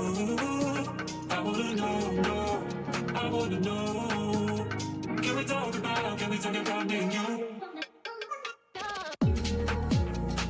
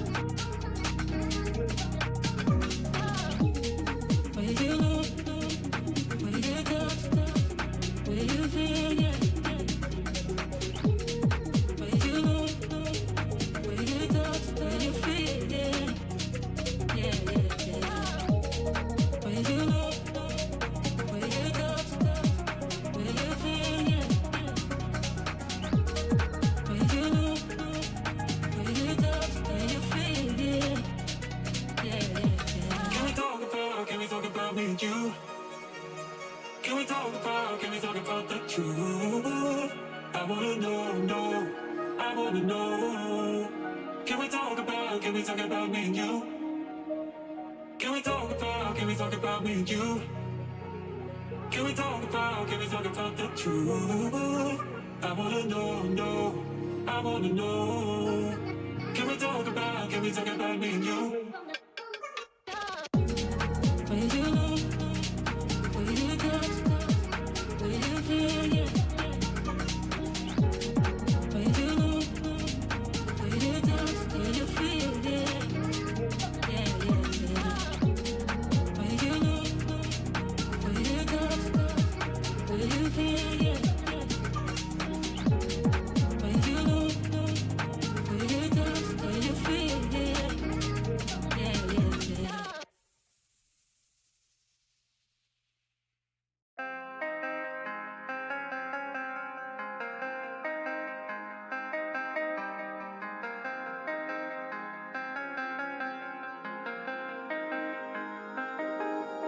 when I'm with you. I am able to keep pushing my limits, and all the drive that I have, well, I'm going the distance with you.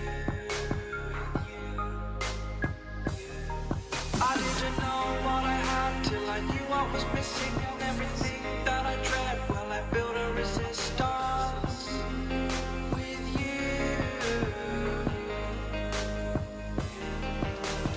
Catch me when I fall, and I'll keep you on the ground. You were gone, I wish you'd stay. I could look at you for days. Time was well spent, that's when I knew that I need to spend my life here with you.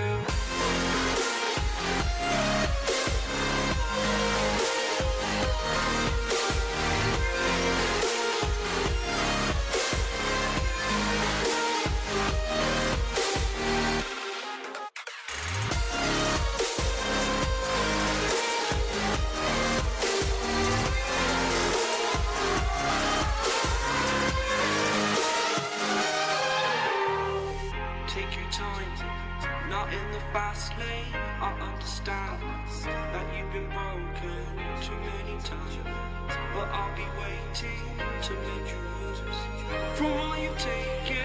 But if we listen to each other, admit our mistakes, then I can show you who I am, because I'm not the same. I'm better with you.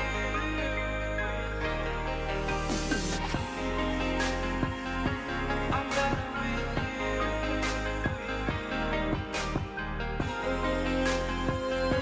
I'm better with you. Catch me when I fall. You know I'll keep you on the ground. That's when I knew that I need to spend my life here with you.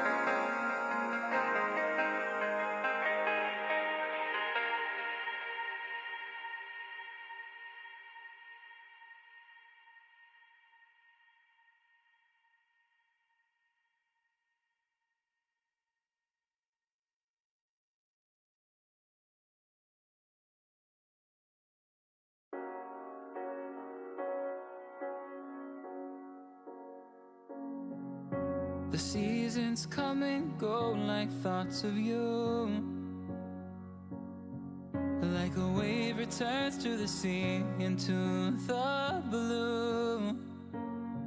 They change but in a cycle that I can't lose.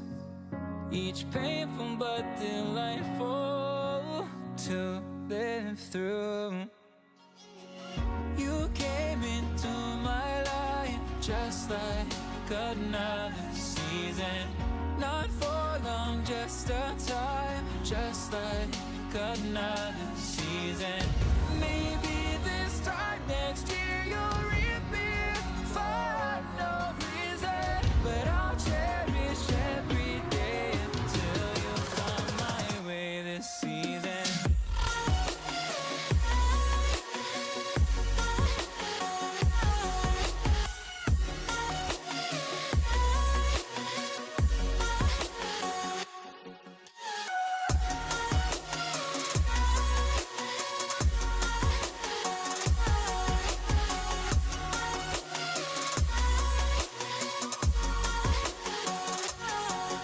The seasons turn and change just like your mind.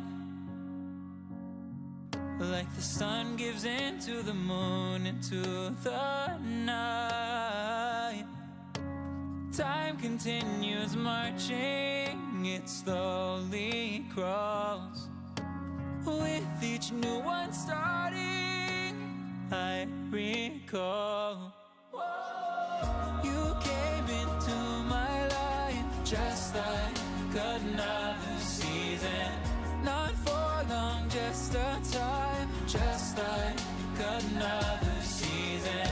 Maybe this time next year you'll reappear for no reason, but I'll cherish every day until you come my way this season.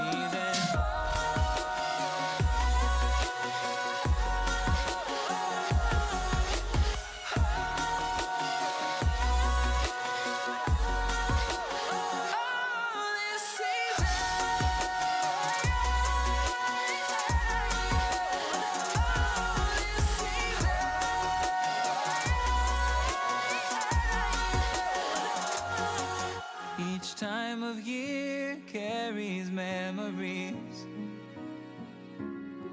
like a never fading whisper in the breeze. Oh, we will keep on changing all over again. Yeah, we will keep on changing, just like another season. Don't want another day without you by my side. Oh, this season.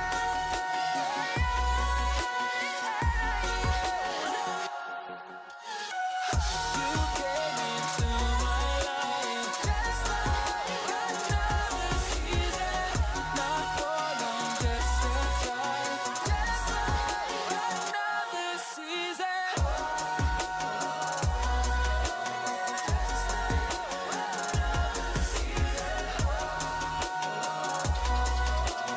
Just like another season.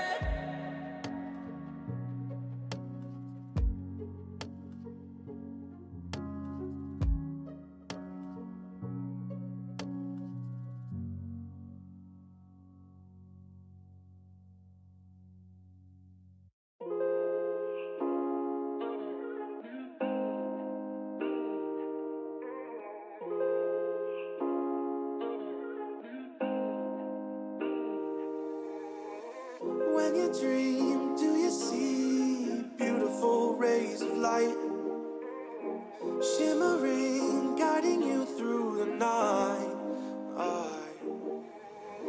I know it feels like the night's getting longer and light is harder to find. I promise I'll always be there, I'll remind you when you close your eyes.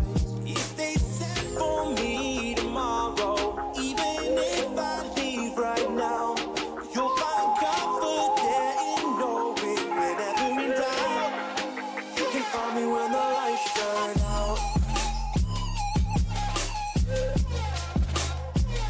When the lights turn out.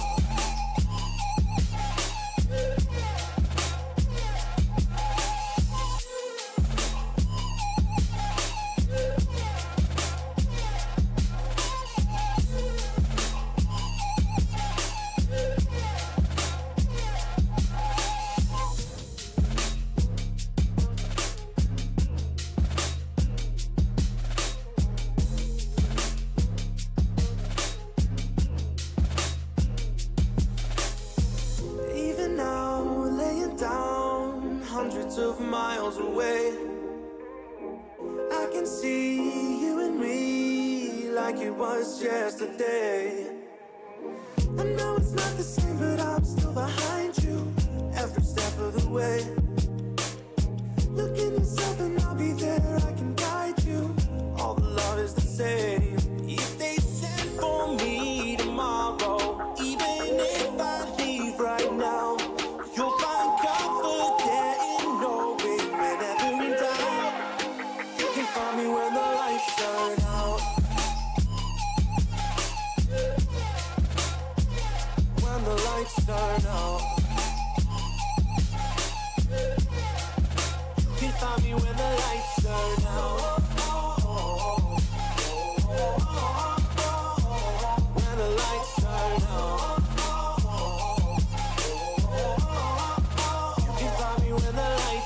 going out.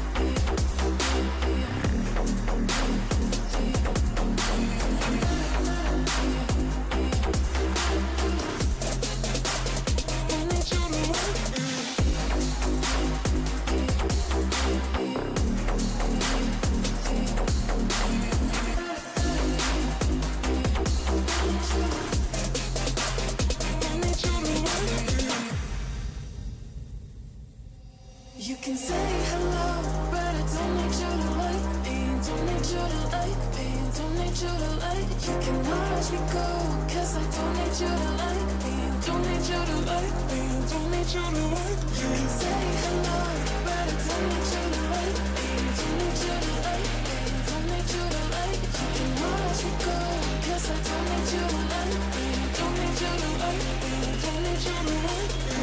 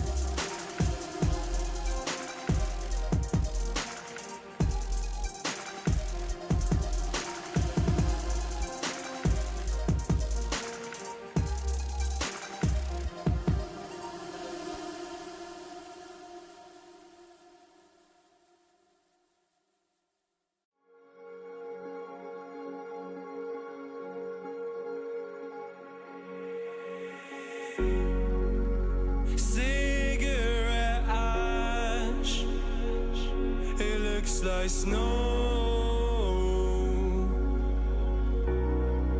When it falls in the wind, you know. And you, oh you say you wanna dance. You're wary, you know, you'll end up in the wrong hands. And you're having fun. Why don't you show your friends? And you're having fun. What if it never ends? I'm lacking sincerity, but you don't care at all. Miss booze, lit cigarettes, trying to take me home.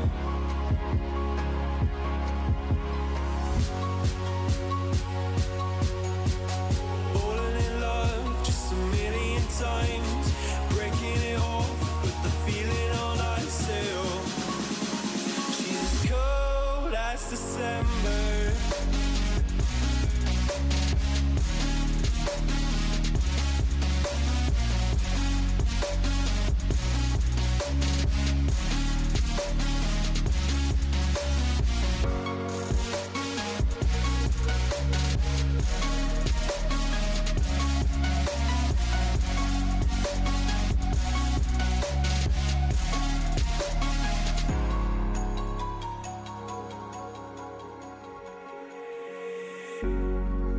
I swear I've seen you before, holding your shoes in your hands, running out that door.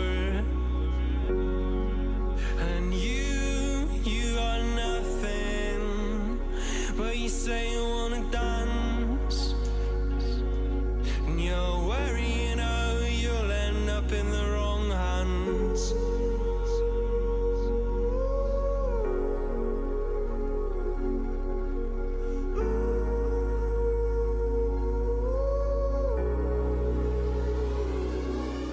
I'm lacking sincerity, but you don't care at all. Miss booze, lit cigarettes, trying to take me home.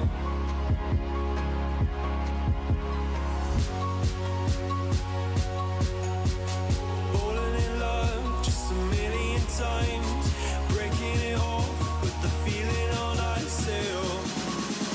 She's as cold as December.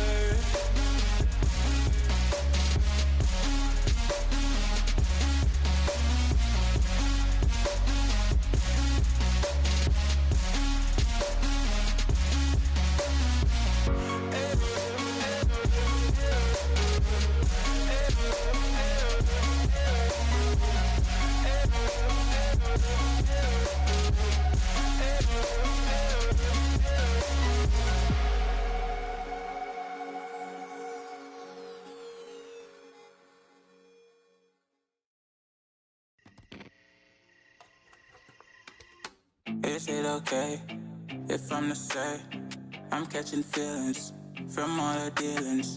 Am I astray? What do you say? How are you feeling? Is it the same? I hope you're not planning to waste my time. To my surprise, that was her reply. Now we vibe. It's been a while and such a ride, the stars align. I love the fact I didn't let her go. She loves the fact that I just let her know.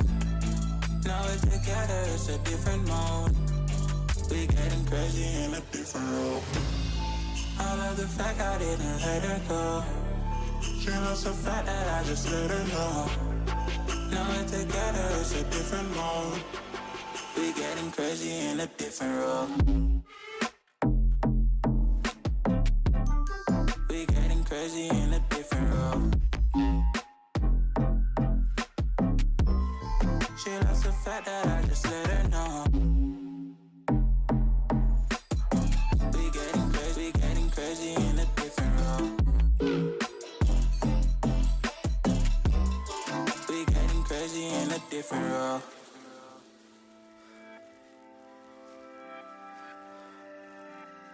She my do or die, my bona fide. My up when I'm down, she's always beside me. She makes me feel alive, I won't deny. Her love for me is real and kinda suicide-y. She's not the same, she's such a rare type. She's far from plain, at least in my eyes. She said if I cross her, I'll be in the grave or under attack, but yeah, that's still my babe. I love the fact I didn't let her go. She loves the fact that I just let her know. Now we're together, it's a different mode. We getting crazy in a different role. I love the fact I didn't let her go. She loves the fact that I just let her know. Now we're together, it's a different mode. We getting crazy in a different role. We getting crazy in a different role. She loves the fact that I just let her know. We getting crazy in a different role.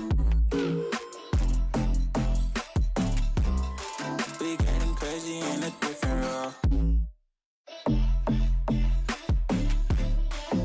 Getting crazy in a different role. We getting crazy in a different role.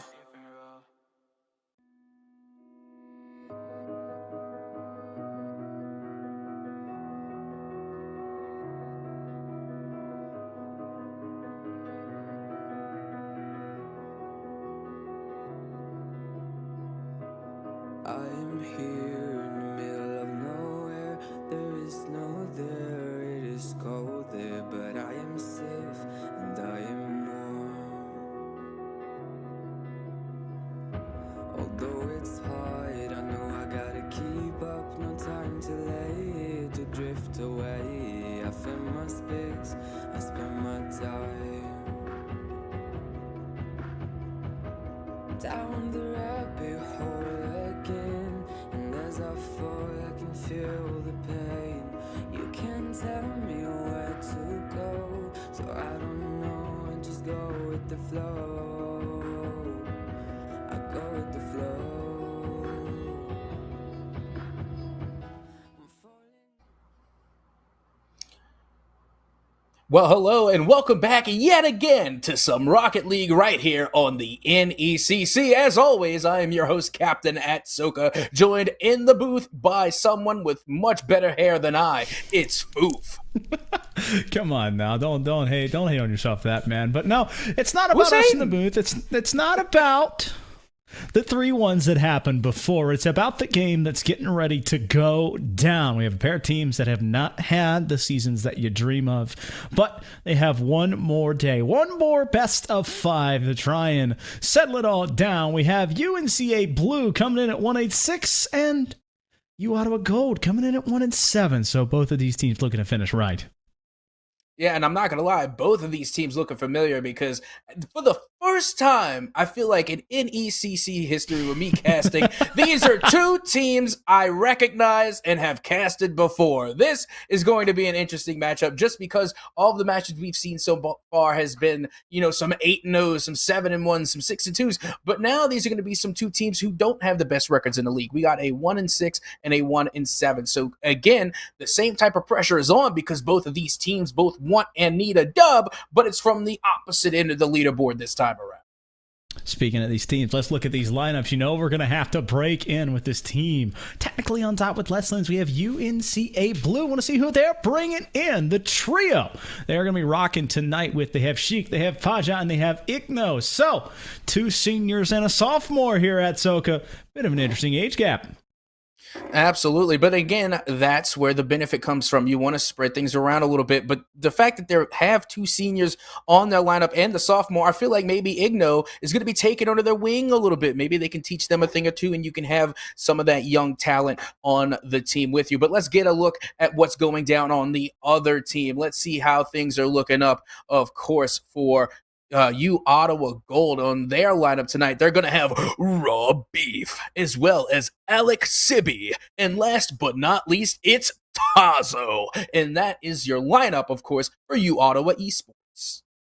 Last time I watched these guys, I enjoyed watching these 3 work together, but they need to find a way to kind of finish out because both of these squads are coming off losses, whereas Ottawa Gold, they came off of an 0-3 last week, and so definitely need to bounce back here, both of these squads. We've already said it. Not exactly the record you want, not exactly the season you want, but folks, it's stream time. It is the last regular season game for these teams, and what better time to prove it than right now?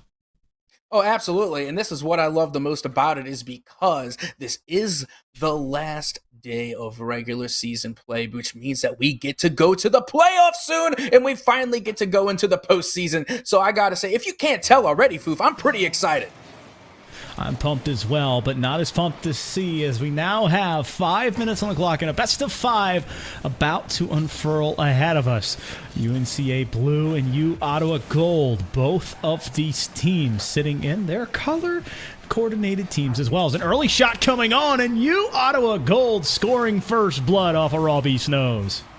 Well, they say raw beef is bad for you, so I guess this is definitely bad. Of course, going into the defense of UNCA Blue, Raw Beef finding the back of the net first for Ottawa Gold, giving them the 1-0 lead. Is that what you'd call like a very talented yet untrained cow, Raw Beef? But either way, right now, UNCA Blue wheeling back with that early goal. Ottawa Gold in control once again, into the corner, trying to find a pass, but Sheik is there with that long booming clear to try and reset. And now remember, we talked about this about games in the past, about those long booming clears could be a blessing and also a curse, so they have to be careful on where they put those long booming clears. Last man back here for UNCA, and Asheville trying to hold on as they look to find their first of the series. A demo coming through off of Sheik, but the ball quickly sent back to their side. Digno needs to get there. He can't do it, but Sheik actually able to get back in that goal line in time. Raw Beef a pass in midfield, but stalled by the boys in blue. Yep, and now back towards the midfield they go. Alex Sibby is going to hit this one right back down as, once again, we're seeing UNCA apply the pressure, and they have the presence, but somehow they can't find the back of the net. The defense from Ottawa Gold will hold strong. So that was the how. That was the defense standing up and just making a play at the last moment where it looked like all was lost. But UNCA leaning forward, trying to find one here and cannot get it to fall. 90 seconds have passed, and Ottawa Gold still the only goal. That long boomer, and it almost seemed to be a long boomer going back the other way, but this time it's saved again by Ottawa. Now, you see my big old dumb bald brain. I thought a long boomer was just a tall person from the 60s, but Baja is going to put one into the back of the net, and now equalizing here, tying us up at 1. It starts with the touch from Sheik, and the pass down is setting up the teammates, and that allows the equalizer to find the back of the net. First 2 minutes gone, 1 apiece. And already we're seeing what we expect to see coming from these two teams, and that's some back and forth Rocket League action. Not long after Ottawa got their goal, UNCA gets theirs as well. Hopefully, this is leading to a tall tale sign of what to expect from the series, but again, this is only game number 1. Attempt coming midfield, and that's Baja once again. Igno in the corner waiting to find something. He's just awkwardly touching it around. Raw Beef looking for a clear. Beautiful fit there. Paha once again, but this one goes off the backboard. Had the idea, had the shot, but did not have the angle. Sheik looking for a late flip, and he's got it, but he can't get it past the defense. Ottawa Gold. They started with a 1-goal lead and now have just been under siege for probably the last minute or so. A demo opening the door. Raw Beef looking for another one. That's going to be on, but it's saved by his teammate. Yeah, I was going to put a question mark at the end of that, too, because that was hard to see. Don't get me wrong, I like a good old-fashioned smoke screen, but it really did look like that was saved by their own teammate. It was the orange tail. Yeah, it was pretty much the equivalent of an own goal just on the other side of the pitch. And now, Ottawa Gold wishing they had that one back. Igno, though, off the side when it rolls back down. UNCA leaning forward here, but the ball rests at midfield, bouncing back and forth over this midfield line. Baja looking for something off the backboard, but it's quickly turned away. A pass midfield. Sheik is there. He's got an angle. He has the shot, and he has the lead for his team. And this is one of the many things I love about Rocket League. How long have we saw UNCA on the defensive side struggling to get out of their own half, and then as soon as they do, they get the ball into Ottawa territory, they are able to find the back of the net and get a goal. It just shows you how quickly things can change in the game of Rocket. Big 50 there as the ball bounces back down. A shot coming on, but it's saved at the last moment there by UNCA. Ottawa Gold still down 1 with 90 or so seconds left to play. Baja midfield trying to follow it up, but it's turned back by this UOG squad. Sheik touch over one, trying to put it the entire length of the field. He's got to play, but it goes off the crossbar. Raw Beef trying to kickstart something here with just over a minute left to be played in game 1. Yeah, and we're seeing some good passes coming from UNCA, and they have the right idea. Now they just need their teammates to follow up and be there at the right place at the right time. Again, some pass plays going unanswered, leaving some goals off the board. Granted, UNCA has a 1-goal lead, but with only 50 seconds left to go, it could go away just as quickly as Alex Sibby will tie us all up at 2. Alex Sibby there found the dish off of Raw Beef, and that sets it up right behind Igno. And so now, that is the one that Ottawa needed. It's tied 2-piece.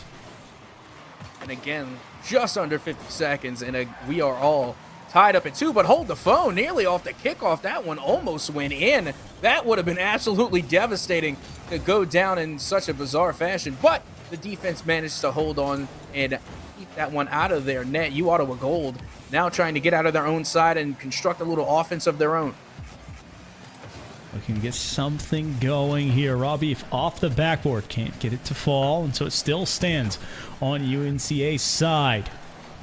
Ball back midfield. That's an opportunity for Raw Beef. He goes off the backboard, but no real follow-up there as he was the lone front runner. Gonzo 50 hard in the corners. The ball still resting around and rolling once again. Push into this corner, and Ottawa Gold trying to get off their side, trying to find that last shot, and the ball putting up in the air. It's going to take something special for either of these teams to put it in. Sheik underneath it has a lot of boost, but lets it fall. Well, here you go. Well, I mean, there's nothing much else to say. It's going to be overtime in game number 1, and this is exactly how I wanted this to start off. Alex Sibby now going to be putting this one up high and towards the side as they find themselves in UNCA territory. As Raw Beef now going up for the touch, and a demo in the net could be an opportunity, but the pass play just wasn't there. Right now, that's an opportunity arising, and I didn't know if Sheik could put it through, but UNCA, I mean, that was almost all 3 players up for that one, and teamwork ends up making the dream work. I'm not entirely sure how. Was Sheik bumped into that one by their teammate in order to slam that one home? I'm not sure. Either way, that was a great play coming from UNCA. Once again, being put on their back foot defensively and being able to come out defensively and turn that into a strong offense with the fast break, inevitably giving them the 3-2 lead in OT. It's what you need at the end of the day, but then a big thing I want to look at there is the 9 shots coming from both sides, and it was both teams having opportunities. But at the end of the day, it was UNCA Blue had enough to make it through, and so 1-0 here for UNCA, and it's really kind of wondering if Ottawa Gold is going to find their answer and reply. Well, if they're going to, they have all of 5 minutes here in game number 2 to find the answer. Alex Sibby going to have the ball stolen from them, and already Ottawa Gold is backtracking a little bit as UNCA is going to get a cheeky little bump inside of the net of Ottawa Gold. Still not much having there, but it keeps Ottawa's defense on their toes. Ball resting on this side while Robbie putting more pressure on, but he can't get it to fall. Ottawa Gold forced OT last time but could not close it out, trying to get an early lead here as the first 30 seconds pass as they have been really that team with more of the offensive pressure. Paha over one, playing low and slow as that one bounced back down to midfield. And Tazo, I feel like there's a lot of love or either hate for this right-hand side wall as the ball is just bouncing off of it time and time again. Yeah, I'm not sure what's going on, but I got to say, Ottawa Gold showing a lot more composure as I'm starting to see a lot more intended passes go down at the midfield. And I think they realize that that's what they need to get past this UNCA defense, as they have saw the success come from the control at the midfield, and now they are really starting to adapt to it. But unfortunately, yet again, they find themselves on the defensive side of the ball that is coming from a UNCA offense. Now, UNC looking for this one here. Shot attempt coming from Tazo, but it's a bit too far to the right. Sheik needs to find a clear, and he's doing a great job of slowing it down. If you push that too fast, it is an easy goal for your opponents when you cross it across your net. Sheik has a shot on, looking for a double. He has the angle, but he doesn't have the touch. Could not read it. Igno, though, gets the read, but can't find the shot. Sheik cleans it up to put it in. It took all 3 players, but UNCA Blue able to put it in. Hey, those are the best plays, and those are the ones that work the most. The one where you incorporate every single player of your offense, because each time they go in, they pull a defender out, and there's nothing better than when one player goes in and 2 defenders come out. So again, that was just great offensive rotation coming from UNCA Blue, and yet again, they find themselves with a 1-goal lead over Ottawa Gold. Ottawa Gold trying to find something here as once again they found themselves at a deficit. Soka, Paha, letting his teammate hold on to it. Sheik looking midfield. He's got a pass. He puts a beautiful touch onto it, but there's no real follow-up as UNCA Blue is patient behind this one. So, minutes now gone. An opportunity arising once again for Ottawa Gold, but Sheik so quick to shut that down. And going back the other way, he wants a double. He's climbing up high. He misses the first time and can't find it the second. Now another one going off the backboard. No real defense, but the clear comes out of the end. And Ottawa Gold looking to find a fast break, but immediately slammed back by Paha.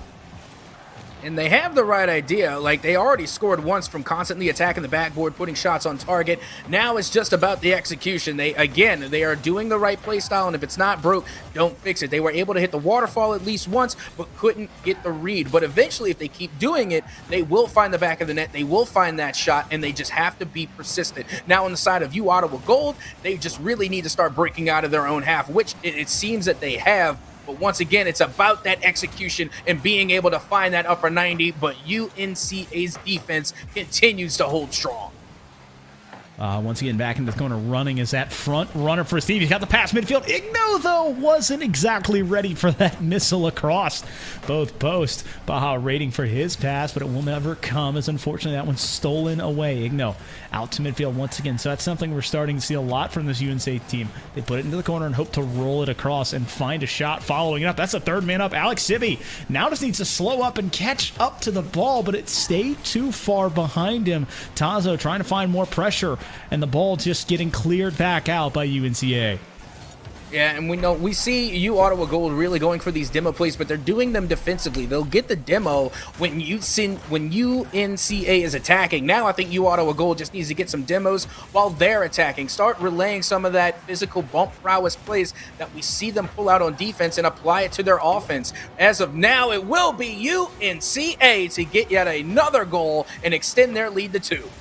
It all starts there at Zook with a double win on the back half. Tazo gets back in time, but look who's right beside him. Raw beef when both players are occupying the same space. It is almost impossible to make that save at the end of the day, and UNCA Blue takes full advantage of it now with 67 seconds left and up by 2. Yep, and they're applying what I like to call Foof's word of the day, and that has been consistency. UNCA has been consistent all the way across the board, but finally, Ottawa Gold being able to find the back of the net. Hey, I'm not saying that they're I'm saying they're still consistent. Remember how the last game went. They still got scored on, so they're living true to this one as well. It wouldn't be consistent if it was a 0-2 scoreline. That's what they all say. That's what they all say. But still consistent. Ottawa Gold certainly not out as they've bitten back and found themselves only down 1 once again. 45 seconds left. A shot coming from Raw Beef, and it stays up. That's going to be a follow-up touch to tie it for Tazo, and it's 2-2. And then there we go. This is still very much consistent with game number 1. It went to a 2-2. I'm going to get a spray bottle out. And then, hang on, and then inevitably went into overtime where it ended 3-2. So we're being very much consistent with only 41 seconds ago, still a 2-2 scoreline. And once again, we see Ottawa giving it the good old college try.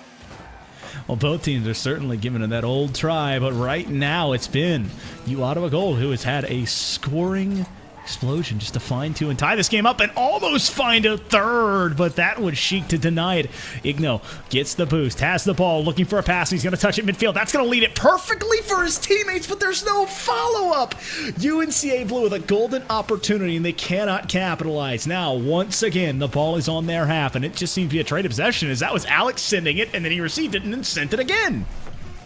Yep, now a double commit coming in from UNCA as the final second will tick away. 0 seconds on the clock. And now one last ditch effort, but it will hit the dirt, and we are heading into overtime yet again. Once again, we are at an overtime, tied to a piece in game number 2. This is the first time it's happened. We haven't had multiple game 2s. Is that the shot attempt coming on, but turned away by UNCA Blue. Tazo in his own corner, needs to be careful. Got to pass 1, but can't get it past 2. The ball bouncing back down. No, Raja almost thought he had it, but he could not find it. Once again, we're just seeing that classic tug of war. We've seen it time and time again during regulatory play. The old give and go, the 1-2 pass now coming through for UNCA, and the consistency holds true, just like game number 1. And here in game number 2, the overtime scoreline is in favor of UNCA Blue.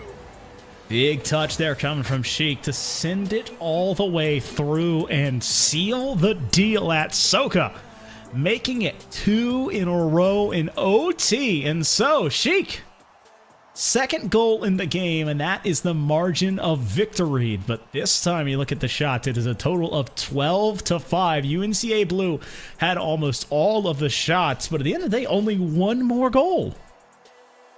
Yep, well, that's the way the story goes, and I gotta say, it's literally copy and paste, good old-fashioned copy pasta from game number 1, went all the way into OT, tied it 2, and then once again, UNCA Blue to deliver the final blow. But with that being said, they are now on match point. We're not gonna do it 3 in a row. I don't know. Hey, we can't predict anything. I'm sure not going to predict it. I'm not going to say what's going to happen. I'm just saying, it's near a mirror image, looking from game number 1 to game number 2. Is it going to happen in game number 3? I don't know. No. To me, that's up to Ottawa Gold to decide. It's up to them. I'm going to put my foot down at Soka. No, your magic stops here. We're not having a third 2-2 game go to overtime and win 3-2. It's not happening, all right? That's my call, and I'm sticking to it. But right now, Ottawa Gold looking at they need a reverse sweep. That's what they need. UNCA Blue, they are at match point 2 games in a row, both in overtime, both 3 goals was all that was needed as that one almost rolled in. Sheik and company have been under siege, but really haven't given up a shot so far.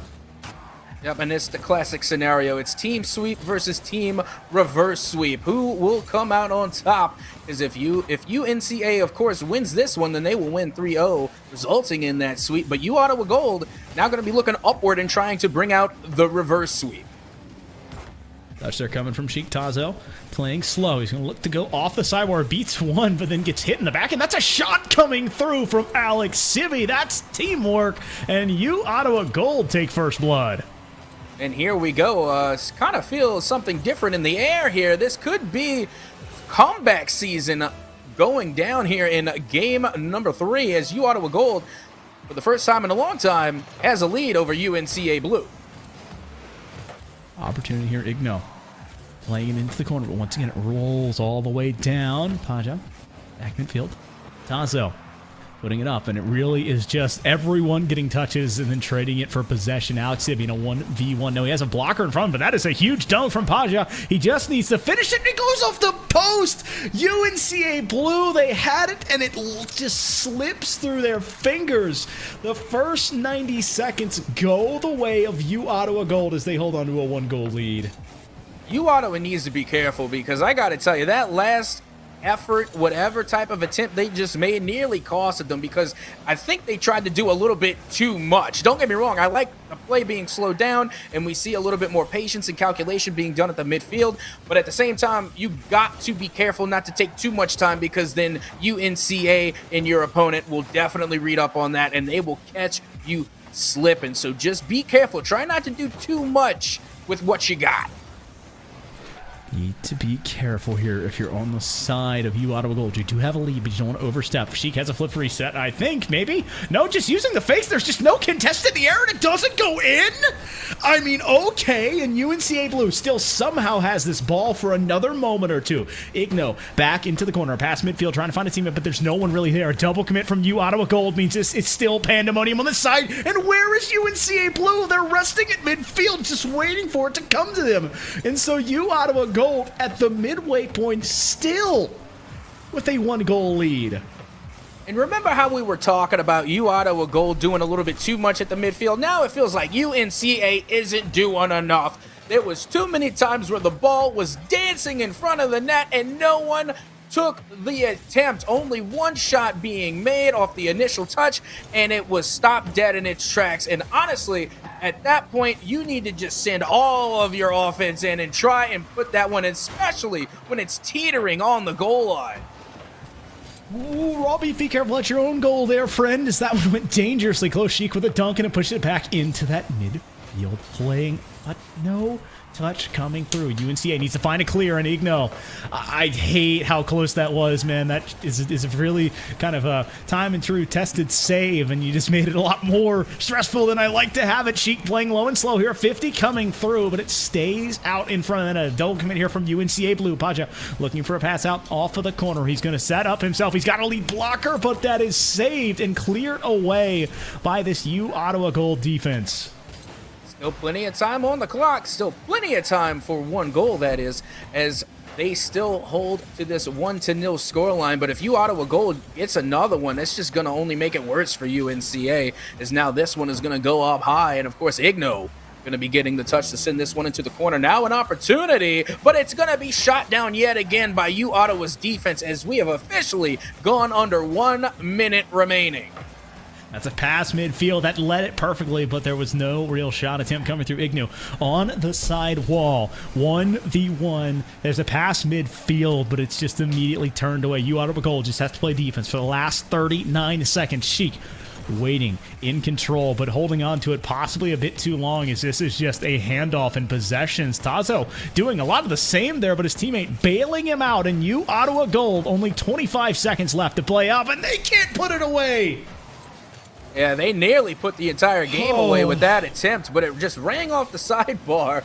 Unfortunate, we all know that pain, but as we approach the final 10 seconds, still time remaining for UNC to try and equalize and send us into overtime. And there it is, Igno coming in clutch for their team and putting this one into the back of the net, possibly sending us into OT.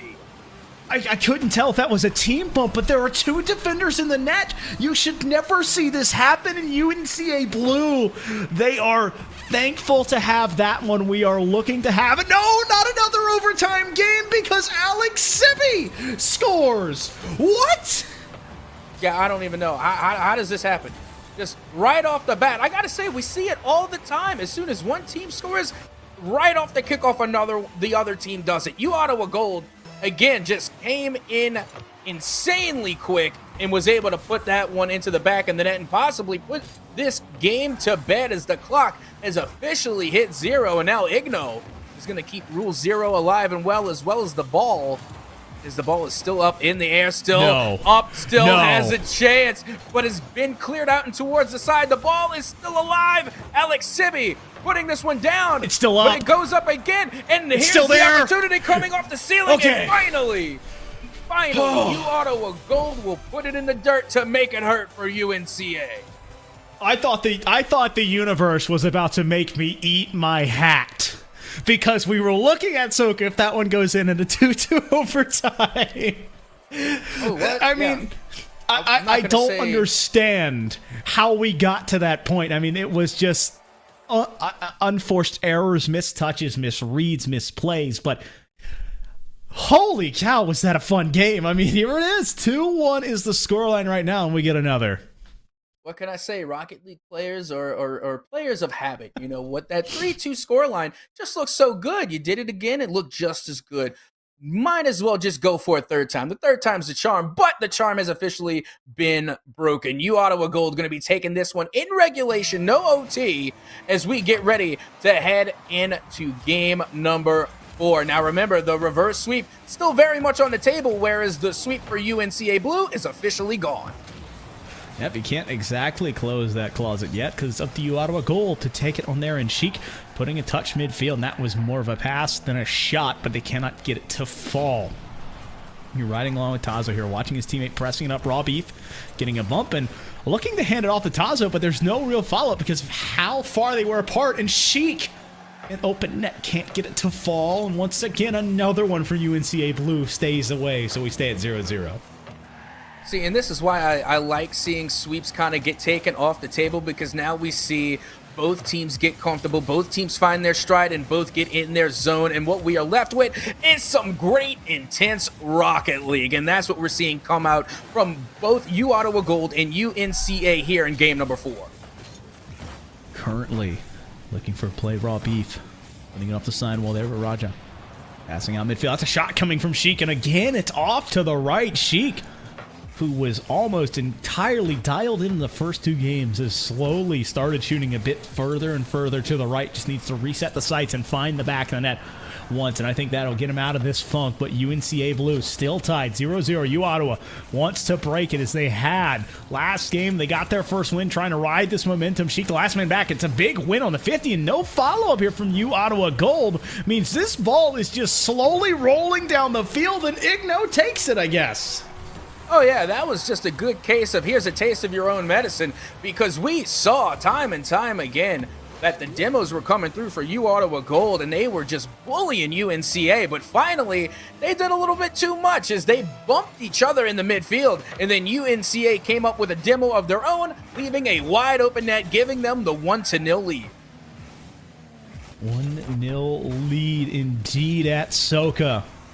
Minutes now almost gone, and UNCA Blue in a familiar spot up and trying to keep their streak alive of when they score first, they win. Sheik 50'd hard there by 2 players, pushing out as that last man, putting a touch on once again, but he cannot sneak it past Igno. Over 1, but needs to catch back up to this one. Once again, into the corner we go. Sheik putting it there as well, but it's immediately turned away by this Ottawa team. That is off the backboard now. A pass setting it up in the midfield, but unable to find that mark.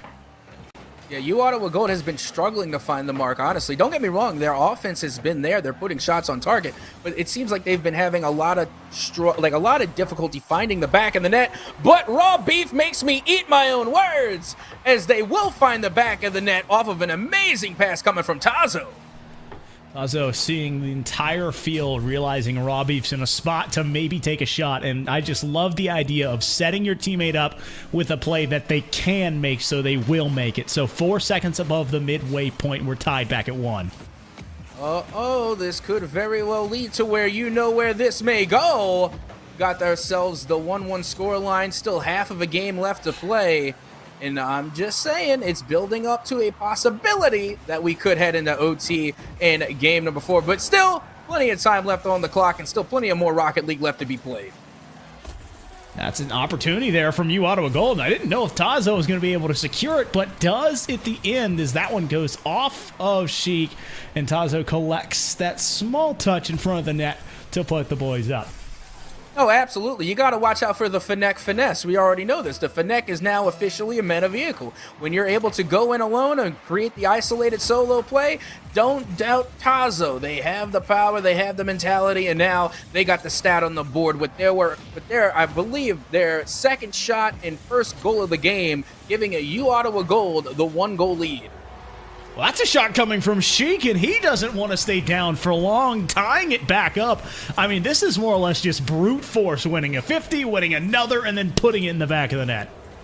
Absolutely. No time wasted and no love lost between these two teams. As soon as one scores, the other one has to equalize it again. These two teams can't even go an entire match without being tied, at least until the last few seconds, or at least until it goes into OT. But now, with 1:45 left on the clock, both of these teams once again are tied at 2.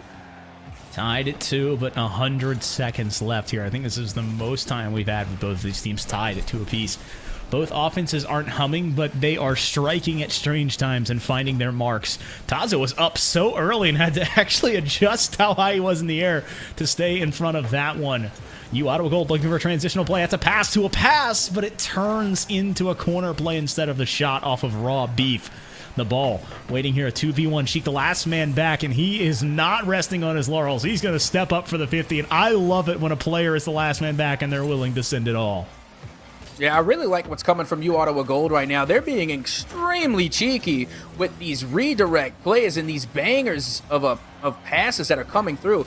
Definitely waking up their offense there as UNCA is starting to apply the pressure to U Ottawa's defense. That was another opportunity there. That one's off the backboard as well. Igno just searching, perhaps, just trying to be a nuisance to Tazo. U Ottawa Gold trying to find a transitional play here. 40 seconds left as both teams knotted up 2 apiece. Deuces wild.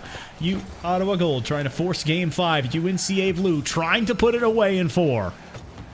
And here we go. You just saw it. 30 seconds left to go. And now Sheik is going to be taking this one, getting the 50-50 pass. 1 defender, but not 2. As this shot will go wide, an easy cleanup for Tazo. Tazo trying to find the back of the net once again. Finds a teammate instead.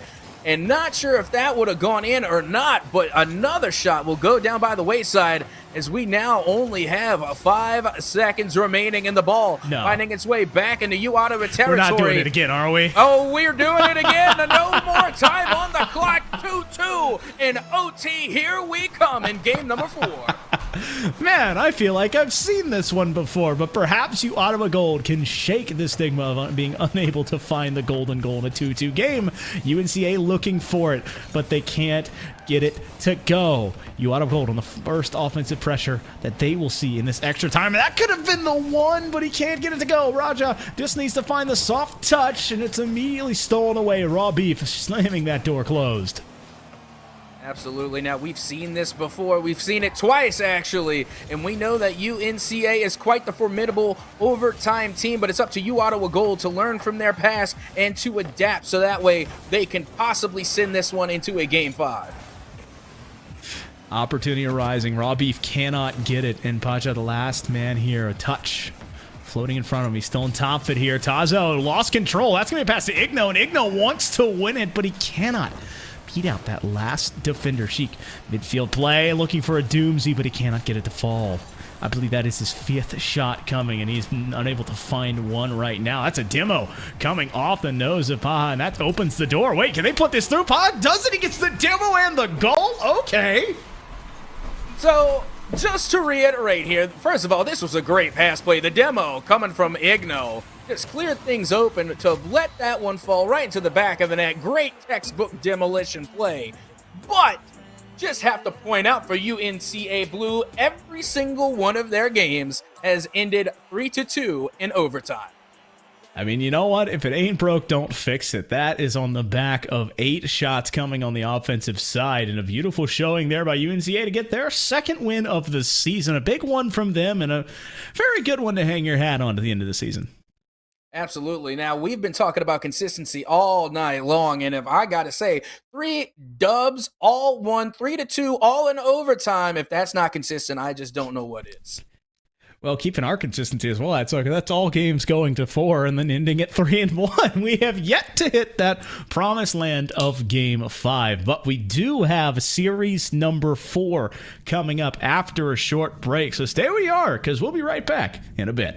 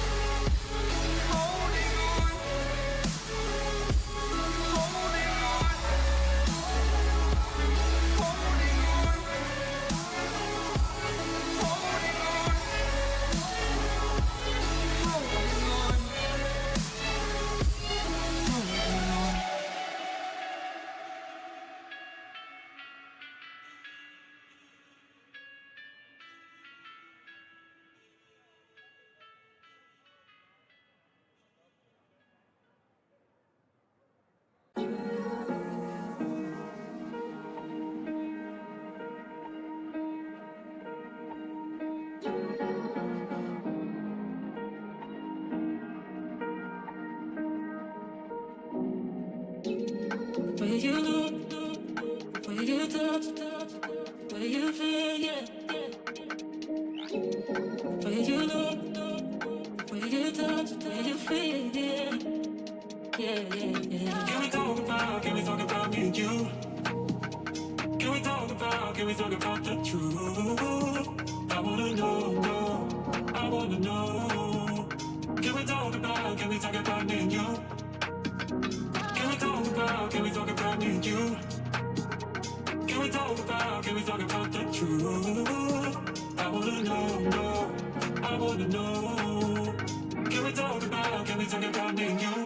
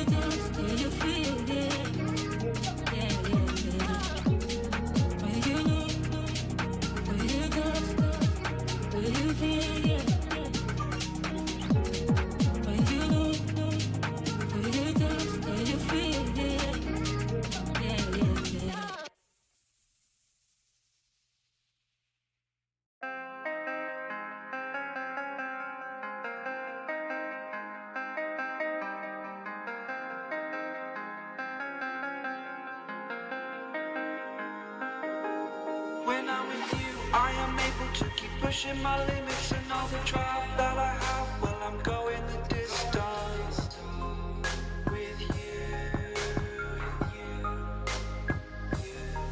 I didn't know what I had till I knew what was missing, and everything that I dread. Well, I built a resistance with you.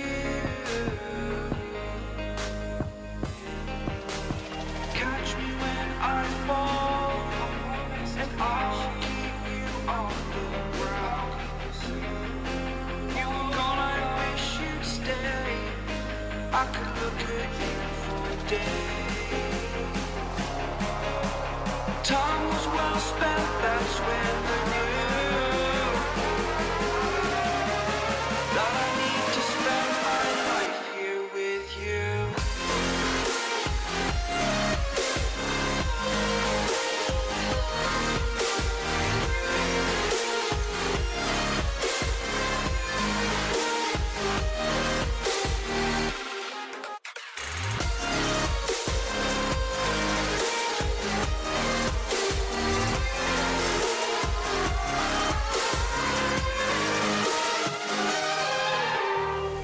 Take your time, not in the fast lane. I understand that you've been broken too many times, but I'll be waiting to mend your wounds from all you've taken.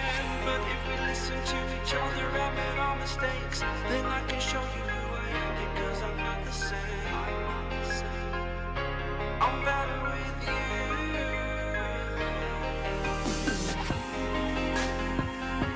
I'm better with you.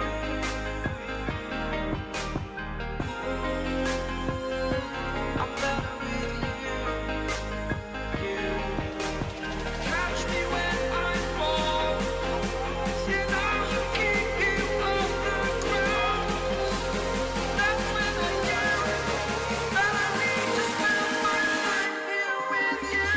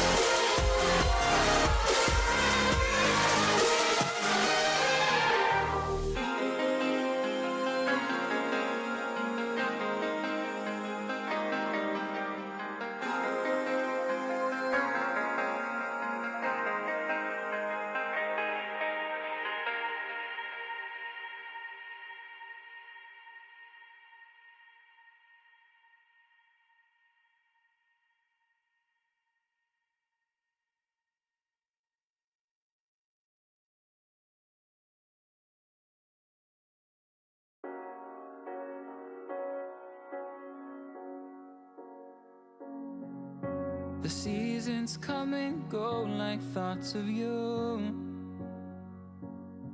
Like a wave returns to the sea, into the blue.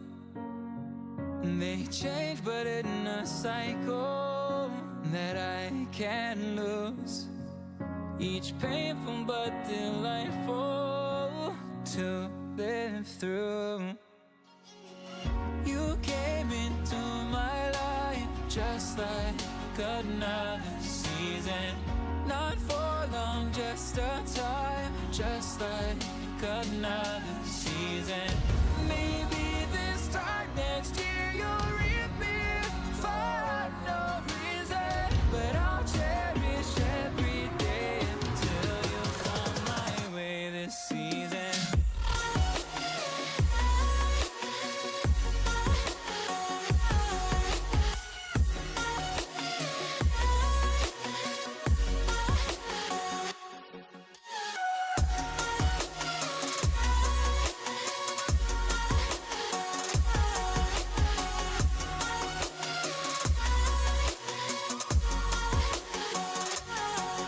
The seasons turn and change just like your mind. Like the sun gives into the moon, into the night. Time continues marching, it slowly crawls. With each new one starting, I recall. You came into my life just like another season. Not for long, just a time, just like another season. Maybe this time next year you'll reap me for no reason, but I'll cherish every day until you come my way this season.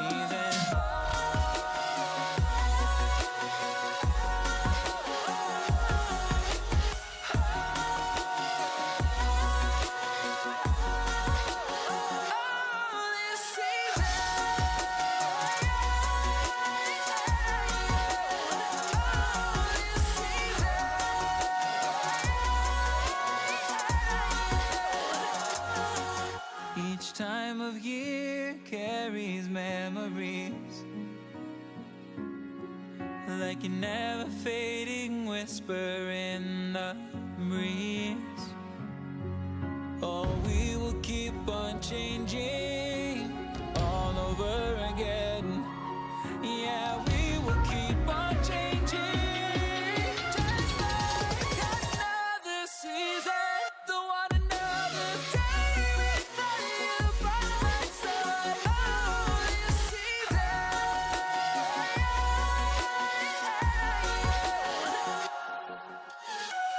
You came into my life just like another season, not for long, just a time, just like another season.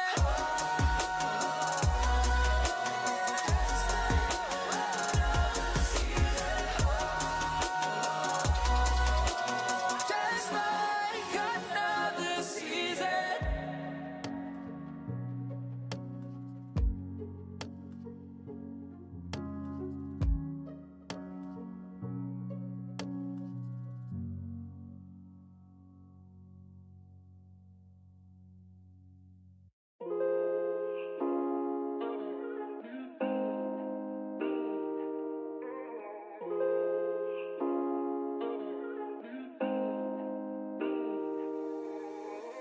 When you dream, do you see beautiful rays of light shimmering, guiding you through the night? I know it feels like the night's getting longer and light is harder to find. I promise I'll always be there, I'll remind you when you close your eyes. If they said for me tomorrow, even if I leave right now, you'll find comfort there in knowing whenever in doubt, you can find me when the lights turn out. When the lights turn out.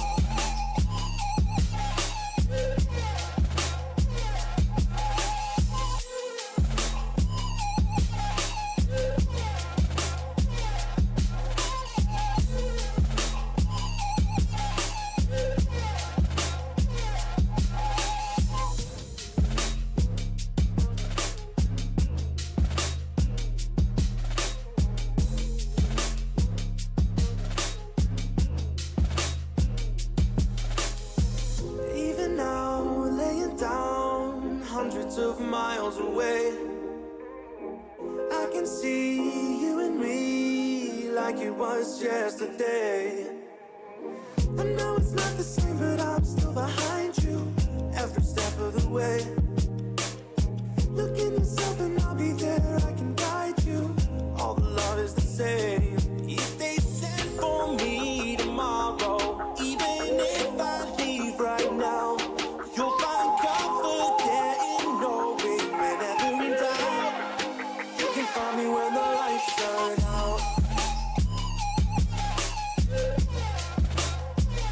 When the lights turn out, you can find me when the lights turn out. When the lights turn out, you can find me when the lights turn out.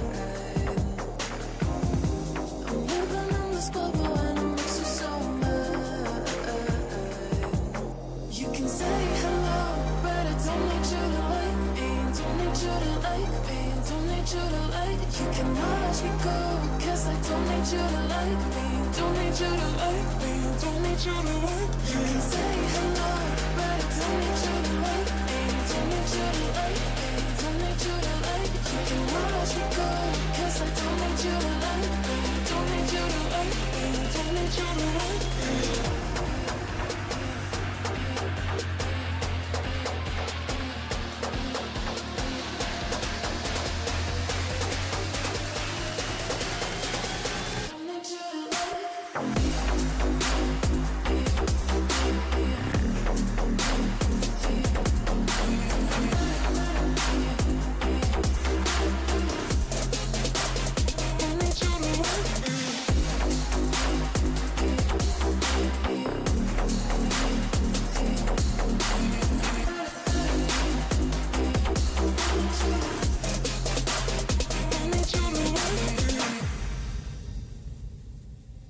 You can say hello, but I don't need you to like me, don't need you to like me, don't need you to like. You can watch me go, cause I don't need you to like me, don't need you to like me, don't need you to like. You can say hello, but I don't need you to like me, don't need you to like me, don't need you to like. You can watch me go, cause I don't need you to like me, don't need you to like me, don't need you to like.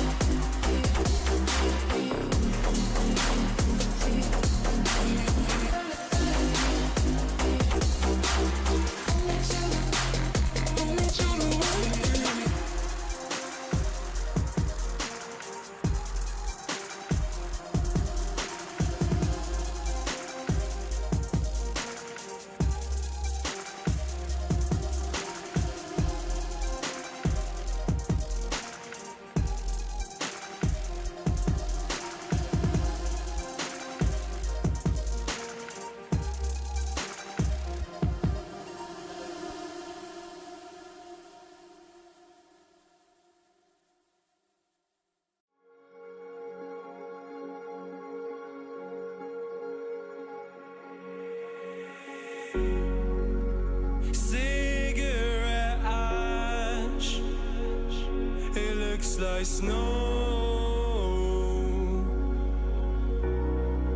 When it falls in the wind, you know. And you, oh you say you wanna dance. You're worried, you know, you'll end up in the wrong hands.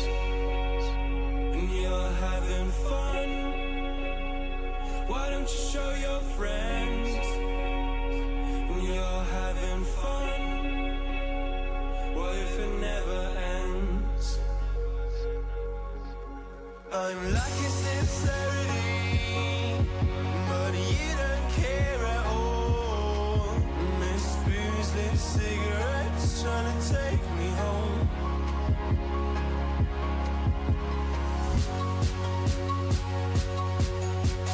Falling in love just a million times, breaking it off with the feeling all I still. She's as cold as December.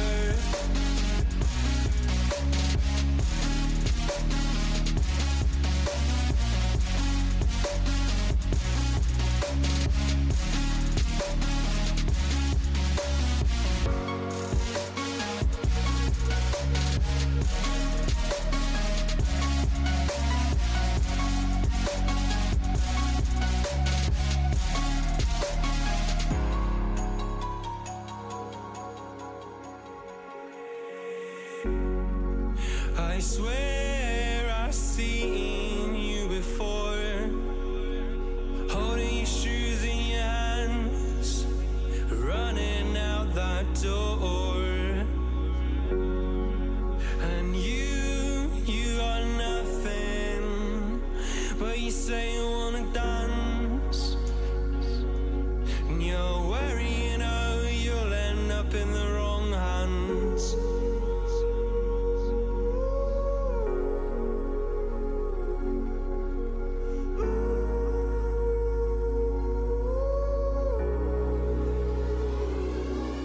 I'm lacking sincerity, but you don't care at all.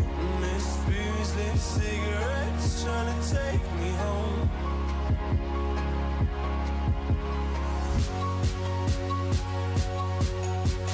Falling in love just a million times, breaking it off with the feeling on I sail. She's as cold as December.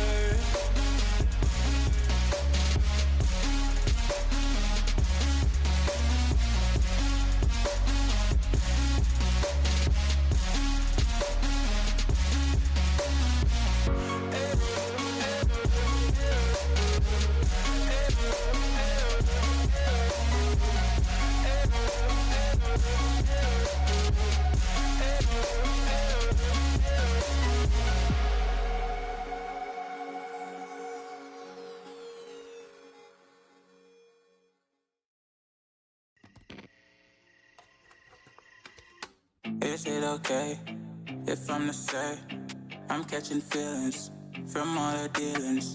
Am I astray? What do you say? How are you feeling? Is it the same? I hope you're not planning to waste my time. To my surprise, that was her reply. Now we vibe. It's been a while and such a ride, the stars align. I love the fact I didn't let her go. She loves the fact that I just let her know. Now we're together, it's a different mode. We getting crazy in a different role. I love the fact I didn't let her go. She loves the fact that I just let her know. Now we're together, it's a different mode. We getting crazy in a different role. We getting crazy in a different role. She loves the fact that I just let her know. We getting crazy in a different role. We getting crazy in a different role.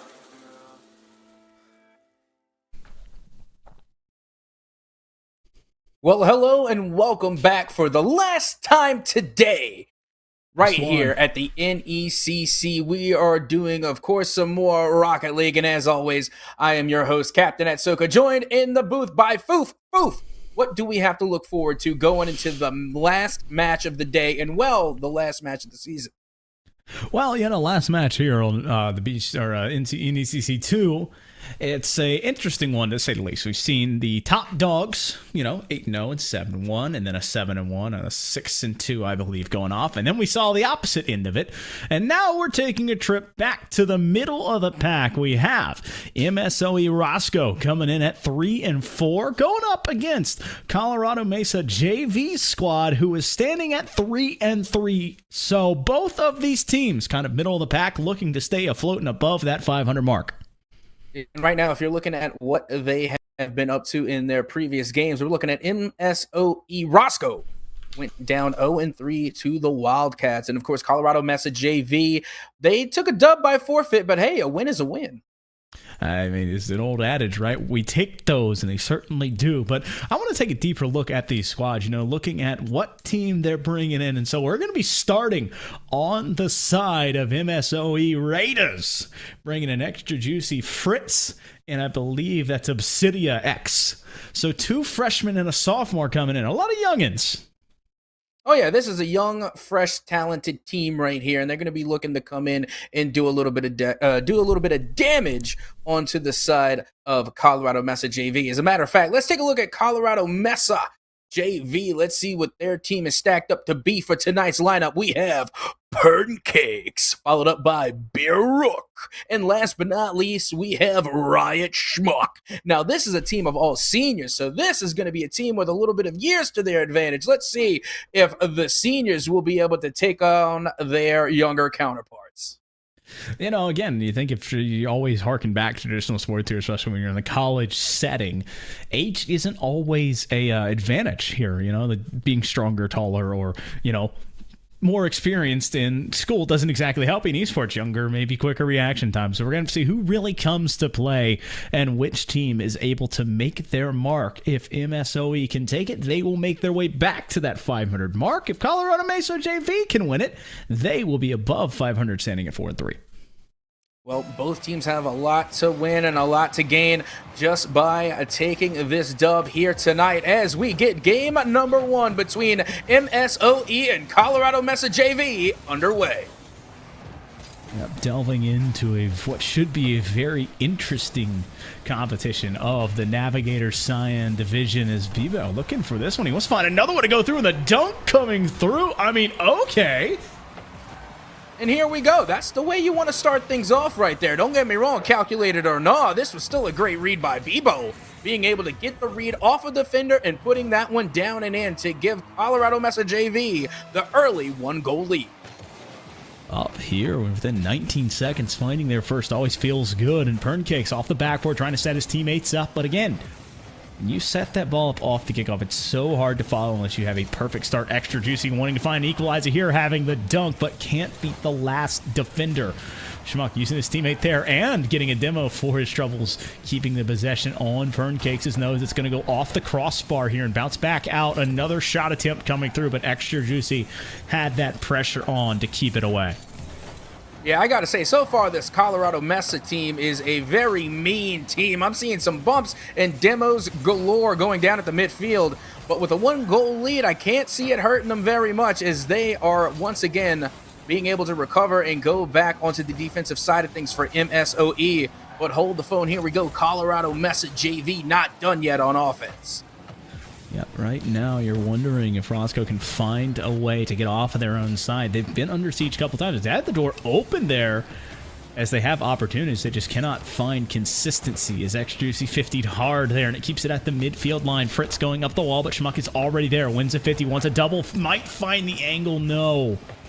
Can't get it to fall. V-Rook off of this corner, past midfield, trying to find a teammate. That is there, but so was the defense. And MSOE living dangerously, still down by 1 and giving up a lot of pressure. Yeah, it was still just over 3 minutes to go. Still plenty of time to equalize, but I gotta say the Colorado Mesa JV offense has been pretty on point when it comes to applying pressure, and also when it comes to getting those bump plays. Nearly messing up Extra Juicy is using quite an interesting car, I have to say. I haven't seen that one in quite some time. Right now, you want to find... I can't remember the name of that one, unfortunately. I played with it a couple times. Has some very fun paint jobs, but it doesn't matter because Pancakes is putting himself in a beautiful position to score, and it's 2-0 here. Yeah, and Bebo, of course, getting the attribute there, or getting the assist, getting the credit for that assist there. The word was in there somewhere. Getting credit for the assist there off of the 50-50 pinch, which led to the shot, of course, finding the back of the net from Pancakes. And just like that, they find themselves not once again, but finding themselves at the 2-0 scoreline. 2-0 here at the midway point here for Colorado Mesa. They are up big right now, and Riot just running back to collect this one. Does not need to force anything, just in control. That's still a dangerous spot if you leave the ball there. That's a near post shot, and it's going to be a near post goal. Fritz able to bite the lead in half. And this was just a really good touch and a good read coming off, of course, from the touch from Riot, Schmuck, and Extra Juicy battling it out on the wall. But it was the come up coming from MSOE to put that one into the back of the net, which, again, it just shows how much danger there is when you're trying to slow play the ball in front of your own net. Need to be careful there as B-Rook trying to find a clear. That ball's still dangerous. Another near post play coming to fruition. A demo on the back end, I think, or at least a demo attempt. But Colorado Mesa still stands with a 1-goal lead. They bent last time, but do not give up on this one. A touch going back towards the corner. 2 minutes now left to be played in game number 1, and the pressure beginning to mount for MSOE. I'm sorry, but did I just see Colorado go for boost over ball? Which, I mean, great. I mean, I'm glad you got 100 in the tank, but it's a little bit dangerous. But I guess Burnt Cakes It worked? is going to... Yeah, I guess it worked out for you, putting this one into the back of the net. You had all three defenders in the retreat, making their way back, and still that was not enough coming from the defensive side of MSOE, as now Colorado find themselves once again with a 2-goal lead. Just immediate answer there. It took them a couple seconds to get it going, but then they immediately extend that lead back to 2-0. And that's a dangerous spot. 2 players committing. And you want to be very, very careful knocking around here. That's an open shot going towards the near post. Fritz wanting to find this clear now, pushing it off the backboard, getting it down, and trying to control it himself. Touch coming back from Colorado Mesa. They want to find a shot here. B-Rook is there, but so was Extra Juicy. I got to say right now, MSOE are really just biting on every single shot that comes from Colorado. And don't get me wrong, it is kind of hard to judge when you're in the net, you're trying to play defense, and you don't know which teammate is going for what touch. But that's where communication comes into a huge play. And just then and there, Extra Juicy, I think, got a little bit of communication from Fritz, as that pass play will pay off in spades, and they find themselves back within 1. Well, it opens up when both players commit to that near post on the defensive side. The far post is open, and MSOE Roscoe back within 1. 64 seconds left in game number 1. And now, winning the kickoff is Colorado Mesa. They're trying to find more. The group of seniors trying to find a way to stay in front of this Roscoe squad, as that one has to be saved by B-Rook. Now, you see, I'm seeing on the side there, it's Bebo. I've been calling him Bebo this entire time, but now we're far into the match, only 40 seconds remaining, and look at what we see. That dreaded 3-2 scoreline again, but this time it's in regulatory time. So with 30 seconds left to go, MSOE Roscoe is going to have to come up with one extra goal, and nearly got it, but the save will come through for Colorado. That was nearly there, but now Colorado Mesa continuing to live on their own goal line. You don't want to do this when you have a team beginning to get hot on the offensive side. Now Clear going all the way back down. Fritz lost the 50, so it stays in front of his own set. B-Rook wants to find one more. Bounces back down, and MSOE Roscoe needs to get it going quick. But a steal from Schmuck all but seals it here, but it doesn't go in. But that one able to find the back of the net, and Perncakes adding a little bit of salt into that wound. Yeah, Birdcakes was popping off the entire match, constantly putting shot on target, putting shots on target, and then, of course, getting all the help they need from their teammates. I got to say, we saw a decent amount of pass plays coming from Colorado Mesa, and with that being said, they will move on with that dub there. And again, like we said, out of the 4 shots made, 2 came off of the pass plays, and of course, you got Bebo there getting a goal and a pass, and then Birdcakes coming up with the hat trick. So a fantastic showing for Colorado in game number 1. And MSOE Roscoe had a very good showing as well. 5 shots on the backboard, 2 assisted, 2 saves there coming from 2 players, but it just was not enough at the end of game 1. And so at Soka, great way to start us off. Very even game, and then just comes a little bit stronger on one side than the other. We stand at a 1-0 scoreline heading into game 2.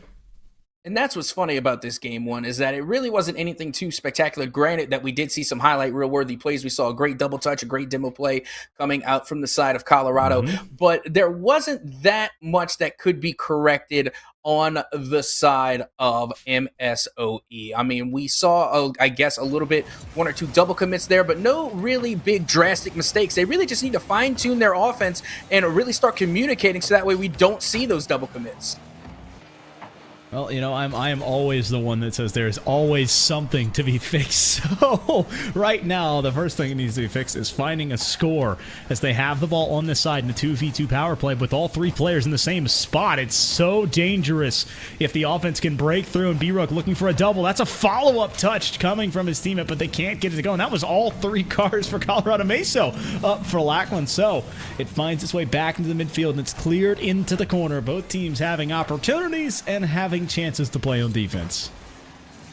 And once again, we find Colorado Mesa trying to take possession away from MSOE, and MSOE did a really good job of pushing forward early, getting the ball onto Colorado's territory, but Colorado, of course, doesn't let that stand for long. Just a simple demolition is going to throw a wrench into the defensive rotation of MSOE, and let's just stack another one on there for extra flavor.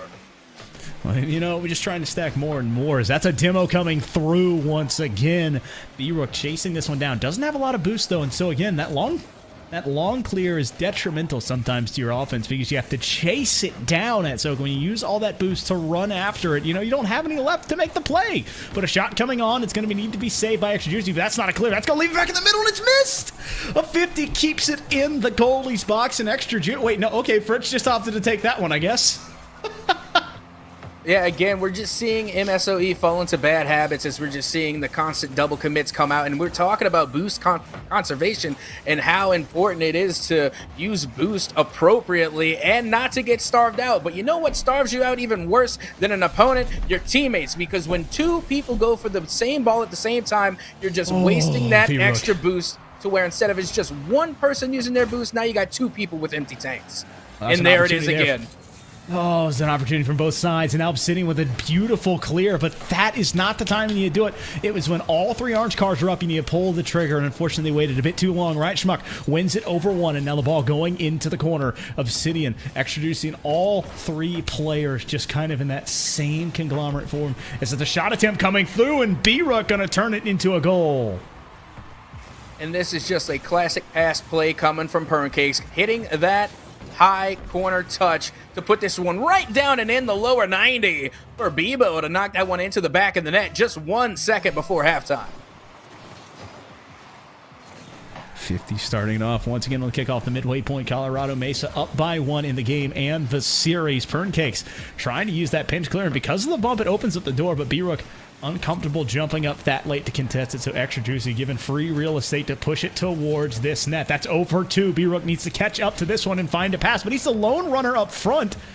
So opting to go for the demo, I like the idea, not forcing the pace of the play when your teammates are a bit further behind you, but Extra Juicy in an awkward spot. This means this ball stays in the corner. Colorado Mesa up one and having the pressure, and I feel them kind of forcing their will right now onto MSOE.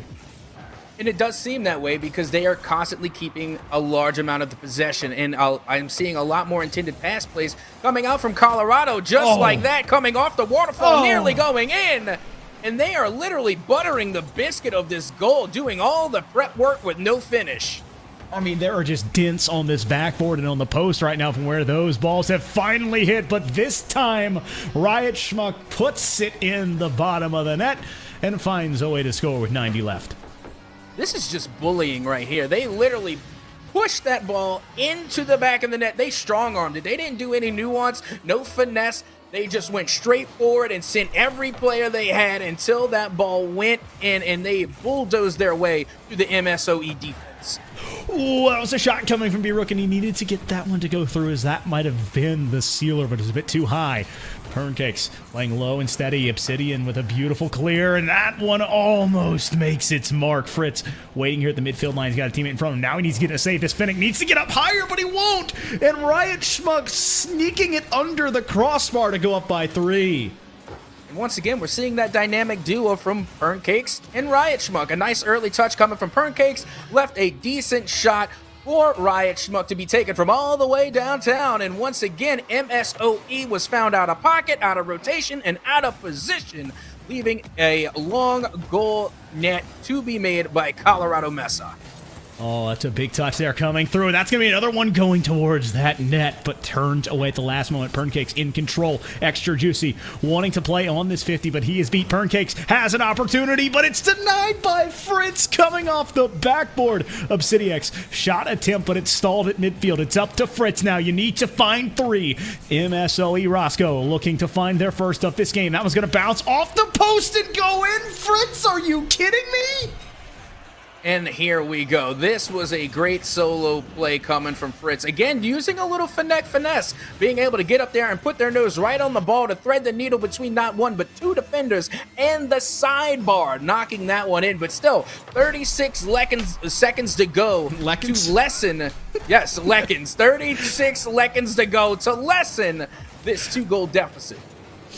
I had to let you live on that one for a little bit of an extra second or two, but now we stand 24 seconds left. Roscoe looking to get something going, but it's turned back by Colorado Mesa. That ball, water falling back down, and another touch coming off the backboard. This is more or less just a game of just throwing around and keeping the clock away and keeping the ball out of MSOE's hands. 7-6-5. Mesa just needs to close this one out, and now it is physically impossible. It is a 2-goal lead, and it's going to be a 2-game lead for Colorado Mesa.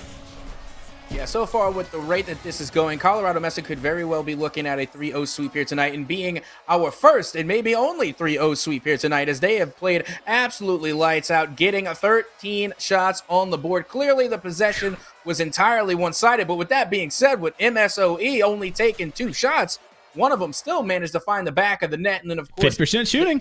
That's 50% shooting. That's not bad. Nothing to wave a stick at, but they just need to take more shots. And that's really what it came down to. Completely one-sided in the shot count.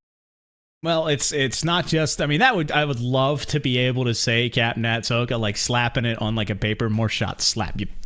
More shots. But unfortunately, as easy it is for you and I to say that, it's not just that simple. You need to start on the back end. You need to have solid clears, and it starts with an understanding of, hey, you can't just bang it down the field. You might need to pass the clear to set it up in that transitional game. And so it's just a lot of building blocks there at Soka, and shots is the easy name we can put on it. Yo, absolutely. Of course, it's not the only thing. You also got to get the pass plays done, and whether people like it or not, you got to land a nice bump play or demo play every now and again. You got to get a little bit of meat. Oh no, you definitely have to, because if you're going to consistently play defense and you got your opponents held up in their net and they're constantly getting save after save after save, and that's literally an iron curtain wall of a defense that you cannot get past. We've seen it time and time again. You have got to break out the bump play eventually, or they'll just keep mounting up those saves over and over again. We saw that in the previous match with MSOE. They racked up 5 saves, and Colorado Mesa opted out to bring in the bumps and bring in the demos, and it paid off for them. Right now, it stands as Mesa looking to put this series away in 3. A double commit is not what the doctor ordered. CityX had an opportunity there, but opts just to put it back into the corner. Right, Schmuck? A little bit late on the flick there as he pushed it up high instead of down the field. Wait, that's a miss jump coming out, and so Fritz just gets the goal. Yeah, once again, Fritz being the scorer for their team, as once again, the Finesse just throws up a little bit of a floater, and Perncakes cannot get up to it in time, and that will be a 1-goal lead for MSOE. Now, with about 30 seconds off the clock, MSOE Roscoe with a first lead in a while, it seems, in this series, as they look to kind of get their feet under them. I don't know how much they expected that goal to go in. It felt like more of a lob and a hope and a prayer, and all of a sudden the prayer has been answered. You have the 1-goal lead, but you cannot rest on it.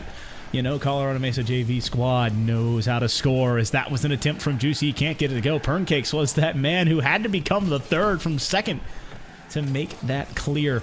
2 players on the goal line there, and a double commit coming out. I don't know if this is a breakdown in communications or a lack of trust. A pass going towards the ball there. It's going to keep it in the middle, and now with no follow-up on the third, it's cleared all the way down by ObsidiX. I'm thinking that MSOE has little to no communication, because I can't count on both hands how many double commits I've seen come from MSOE. With that being said, they still have the 1-goal lead, but like they say, the double commit will pay off every once in a while, but it's not something you can rely on. Big thing there is it wasn't dangerous spot for both of these teams to be in. Extra Juicy beat by Perncakes. Perncakes landing down behind this ball, but it got too far away from Fritz. Starting something here. I don't know how much he's going to be able to start, because that's just a handoff in possession. That's going to be going towards the net. B-Rook trying to use the undercarriage of that car. Can't get it to fall. Now, once again, another shot coming on B-Rook, looking for this one. The dunk turned away as well, and so B-Rook denied twice, but Colorado Mesa still knocking at this door. Yeah, Colorado Mesa, again, no stranger to scoring. They managed to find the 50-50 wins what a dunk. Nearly every time, just like that. What a dunk indeed. Is now Extra Juicy getting a 50-50, and yet they will lose that one as well. The Colorado Mesa team is definitely really, really good at getting these 50-50 wins, but will it be enough? Not this time. Once again, Fritz will find the back of the net and give their team the 2-goal lead. It starts with these dangerous plays up the field, and now Perncakes, the last man back, having to go for this, just does not find the right angle, and it's a 2-goal lead for MSOE Roscoe. And they are doing just well and all is well this time around here in game number 3. Colorado Mesa still have yet to find the board. A big whopping goose egg on their side of the scoreboard. But as we hit halftime here, 2 minutes and 30, still a whole half of regulation time to score 2 goals and equalize. Just need to start with one, though, as Perncakes over that 50 over top of, I believe, it was Fritz. The ball back at midfield. A pass looking for Perncakes. Perncakes trying to find that redirect, but it's a bit too unusual for him to get there. Schmuck beat by Juicy, so the ball stays on this half. That's a pinch clear going all the way down. Juicy looking for a near post play, but can't get it to fall. It's an awkward spot for B-Rook in, but B-Rook, you know, just the tactical in the way, causing that ball to go to the other side. A pass, looking for Schmuck. Schmuck does a great job of keeping possession there, knowing he'd get demoed, but it's behind Perncakes, so it stays away. Yep, now Bebo doing a little bit of damage here, getting past 2 defenders, but do they have the juice enough to get a demo and a bump with the follow-up? Riot Schmuck going up high and off the backboard, but no follow-up touch, as this will be a wasted opportunity for Colorado Mesa JV. As finally, it will seem like MSOE will go back into the Colorado half. You see him trying to mount one here as that ball bounces back midfield. There is no follow-up from the second and third, though. Colorado Mesa seems a little bit, I don't want to say, like, I don't know, just kind of dissuaded as they cannot find their match right now, as they don't want to step up. They're a little bit off of their mark as they're playing kind of passive. That's the word I was looking for. That I can honestly agree with, because they have the 2-0 lead in the series scoreline, so I can understand that they're not very worried about this match, but they need to be. You don't want to give anything away for free, but I think it's the fact that they are winning 2-0 in the overall series scoreline that they have become a little bit complacent in game number 3. That was a slow roller handoff pass midfield, and just a misread on the touch as no shot follows through, and that was a golden opportunity, a 2v1. They tried to do everything right. Now it's a 2v1 once again. Perncakes 50'd hard by Extra Juicy, and that one keeps it at a 2-goal deficit. Colorado Mesa still unable to find one in this. And honestly, I think it's safe to nearly call it at this one with only a few seconds left to go, and still Bebo not being able to find the back of the net for Colorado Mesa as the final few seconds will tick away. I think it is safe to say that MSOE Roscoe will be winning game number 3. MSOE Roscoe does a great job of playing defense side to side, but it's very uncharacteristic, it seems, of Colorado Mesa JV. I mean, they were not in a lot of places that I liked them sitting. They had a couple times the ball was rolling side to side, and they had multiple people go for it. When you have multiple people on the ball at Soka, there's no one to take a shot, and when you're down 2 goals, you need to shoot. And if no one can take the shot, you can't score.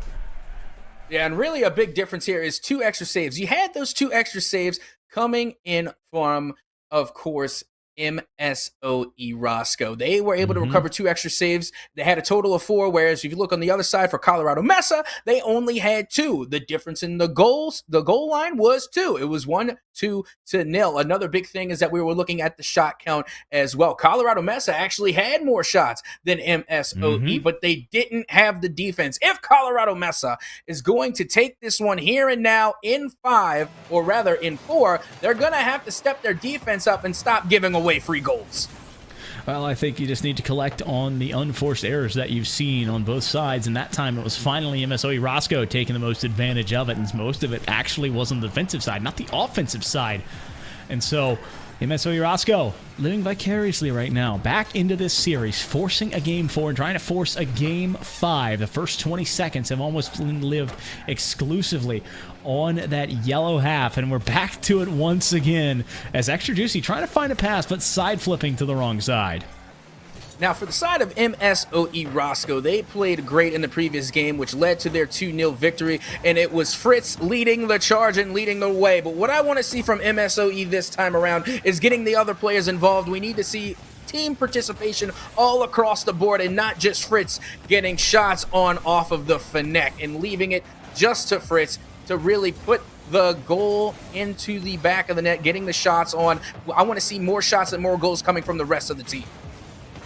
Touch coming through. Perncakes trying to stall this one out, but that's a pass to set up Juicy, and Juicy does a good job of moving it towards the net to try and keep an offensive possession going, but unfortunately, no true follow-up. B-Rook trying to side flip into that one, and Fritz going back the other way, and this is an early jump coming from Schmuck. Dangerous, but he finds the touch to dissuade the pressure. Once again, we're seeing MSOE apply that pressure and find the back of the net, and they're just going to carry on this wave of momentum from game number 3 here in game number 4, and now that is 3 unanswered goals given away by Colorado Mesa JV. Colorado Mesa once again finding themselves down, but MSOE Roscoe putting themselves in a good position. That's over 2 of CityX. Wants to find a final pass here. Has 70 boost, but plays that ball a bit slow and doesn't want to force it. Fritz backing off, has a ton of time and a ton of boost and a ton of space, but can't find an angle that they love, so it goes up and off the backboard. Fritz turning back into it, has 100 in the tank. Up and over 1, but 50 hard there and sent back to his own half.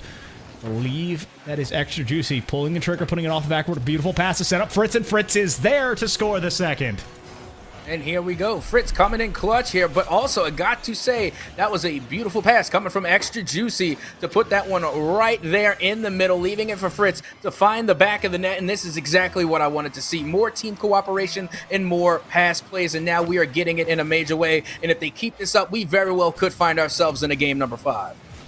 Perkix can't find the angle there, and Colorado Mesa still trying to find their legs back on offense. I mean, they had them in the first 2 games. They had them in the first half, not going to lie. But in the second half, it has been all MSOE Roscoe continuing to control, continuing to pressure, and right now continuing to live through the defensive stands that they have to.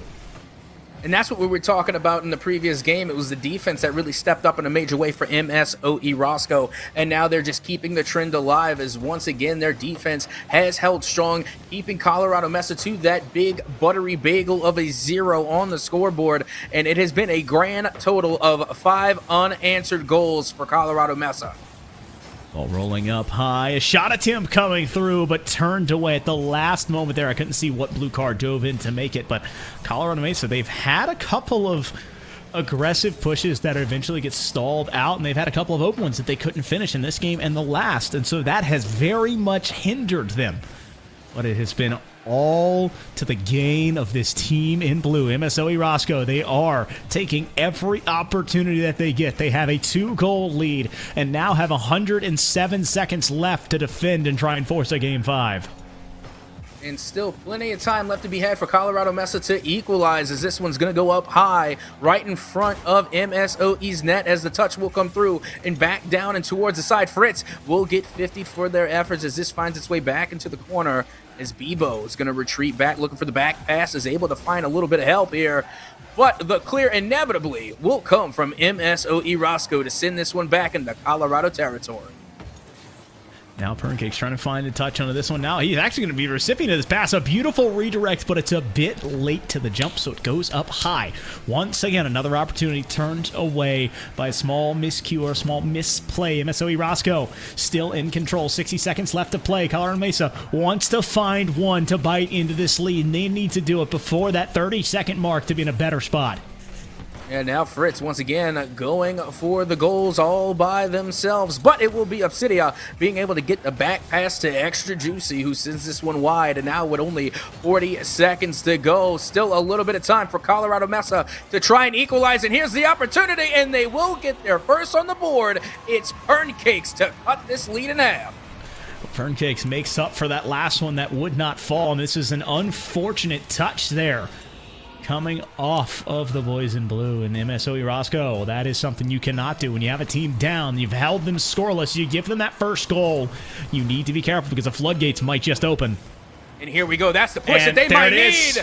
And Perncakes once again putting the shot on, and we are all tied at 2.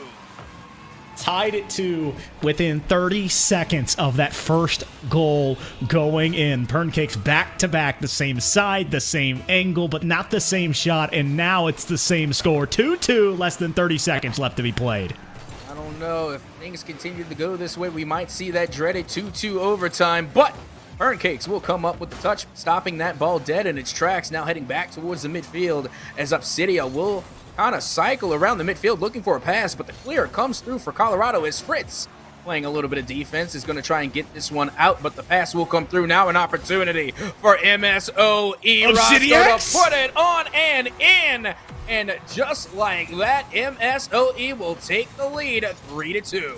What a pass to set it up from Fritz, and the Obsidiacs shifting through the traffic, finding the nose of that Finnick to put it in and almost possibly secure a game 5. Colorado Mesa needs to find their way to this one. They will not. MSOE Roscoe has 2 in a row. We got game 5. Well, there you have it. We've seen an absolute turnaround for Holy MSOE cow. in a spectacular fashion. Look at the shot count here. We got 8 shots coming from MSOE and only 3 coming from Colorado Mesa. Like we were talking about previously, it just seemed like Fritz was the only one stepping up to the plate and getting the job done. Now they're sharing the ball around. They're sharing the sugar. We got 2 assists on the board, and then, of course, an extra 2 shots coming from Obsidia and 2 goals, shooting at 100%. All the while on the other side, it looks like Cakes was doing much of the lifting with 2 goals and 2 saves. But with that being said, we got Riot Schmuck and Bebo, who also got 1 assist apiece. But it just wasn't enough when you only have Cakes taking the shots. Oh, Captain Atsoka, you know what? We've hit the mythical game 5. The shades are on. The folks are here. The lights are on. The cars getting ready to hit the field. It is a final game of the night and the final game of the regular season to be played here on NECC 2. We have 2 teams that have fought their way through this season. We are on the precipice of either a reverse sweep or the overcoming of a feverish comeback attempt.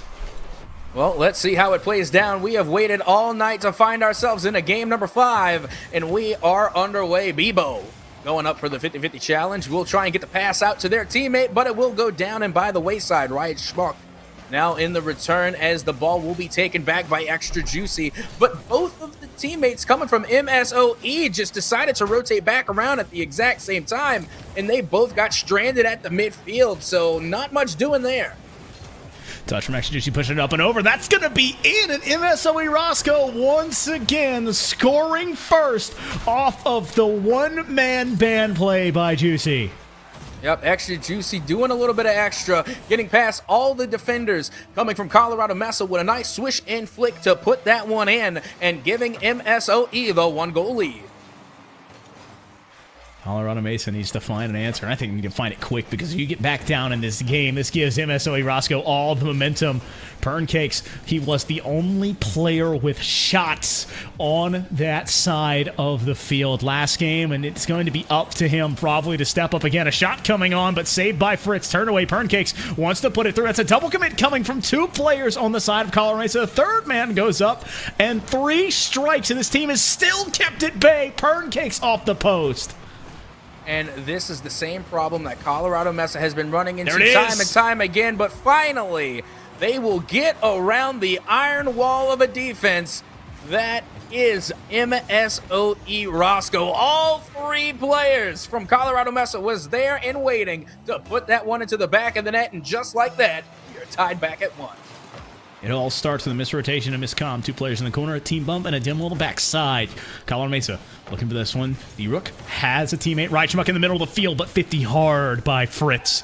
B-Rook running underneath of this one. Going to collect the boost and wait. Fritz can't get to it. And Cakes with a quick turn, but a dangerous rotation there on the side by B-Rook. Puts him on ball side. A pass midfield looking for B-Rook, but he cannot get it to go. Fritz into the corner. Wants to get it off the backboard, but loses the ball in that transitional play. Cakes in an awkward spot. He's keeping it up high. A bump comes out. I think that cleared it through, but it's saved in the back half, and we stay at 1 apiece. And this is something that Colorado Mesa needed to do from the get-go. They needed to play a little bit more defense, and now they are stepping up on their goal line, keeping MSOE Roscoe out. And they have been rotating fairly well. Now they're not seeing any open nets downfield. They're more often than not, when a shot is being taken by MSOE, they will find a defender, and the best defender in the league. It was the crossbar to come in clutch for Colorado. wide open net, and it should be a goal. It should be 2-1, but it's not, and so we stand tied 10 seconds before the midway point. Both teams starting to feel the pressure now. They're making uncharacteristic plays, uncharacteristic pushes, uncharacteristic misses as Fritz puts it behind the defender to score number 2. Now, you see, this is just, pretty much what happens all the time. We see Obsidia go for it, and with Obsidia going up, it pulls out Bebo, and then you're thinking as a defender that Bebo's going to go up and get touched, but accidentally whiffs. They accidentally whiff, and then what inevitably you get is 2 players going up for the tactical whiff, leaving the defense in shambles, not knowing when or where to go for the touch, and that just leaves an open net opportunity for MSOE, who will now once again take the 1-goal lead. Yep, up by 1, and it's a very important time for them if they need to find that second. They need to do it now. It's that one goes off the backboard of the crossbar, and Purncakes can't find it either. And Colorado Mesa's knocking at a door. The team up's not going to help him. Nothing friendly about that fire. It goes back down the other side of the field. A demo opens the door. B-Rook, though, cheating into that midfield play, trying to keep it away and trying to stave off this hungry Roscoe team. Yeah, Roscoe once again getting the return volley, but a long clear will give possession right back away to Colorado Mesa, but now Fritz getting the touch at the midfield, and a banger coming out of the corner will lead to a pretty good pass play, making the ball go back into MSOE territory with the pass up, but not in, as the clear will come through for MSOE. Schmuck playing low and steady. This one he's going to keep the pressure on. Doesn't actually find the touch. Finally does there in the back half. I was really worried he's going to let it roll up. An interesting pinch attempt, and they will not find their mark, and now 80 seconds left to play. 2-1, Colorado Mesa. They started this series 2-0 and have lost 2 back-to-back and are down a goal. That's a missed jump coming out from Ryan Schmuck. All 3 players now in the goalie box. A win by B-Rook. Gets it out to midfield, but no further. With a minute left to go, they still got plenty of time to try and equalize, and the demo plays, I think, are a right way to go about it. They literally tried everything at this point, from passing out the corner, passing through the backboard, and nothing has found the back of the net just yet, or when it could have, they just weren't on target. So they need to make things easier for themselves by either passing more at the midfield or just getting rid of the goalies for MSOE. But with that being said, as we approach 30 seconds, time is running out for Colorado Mesa.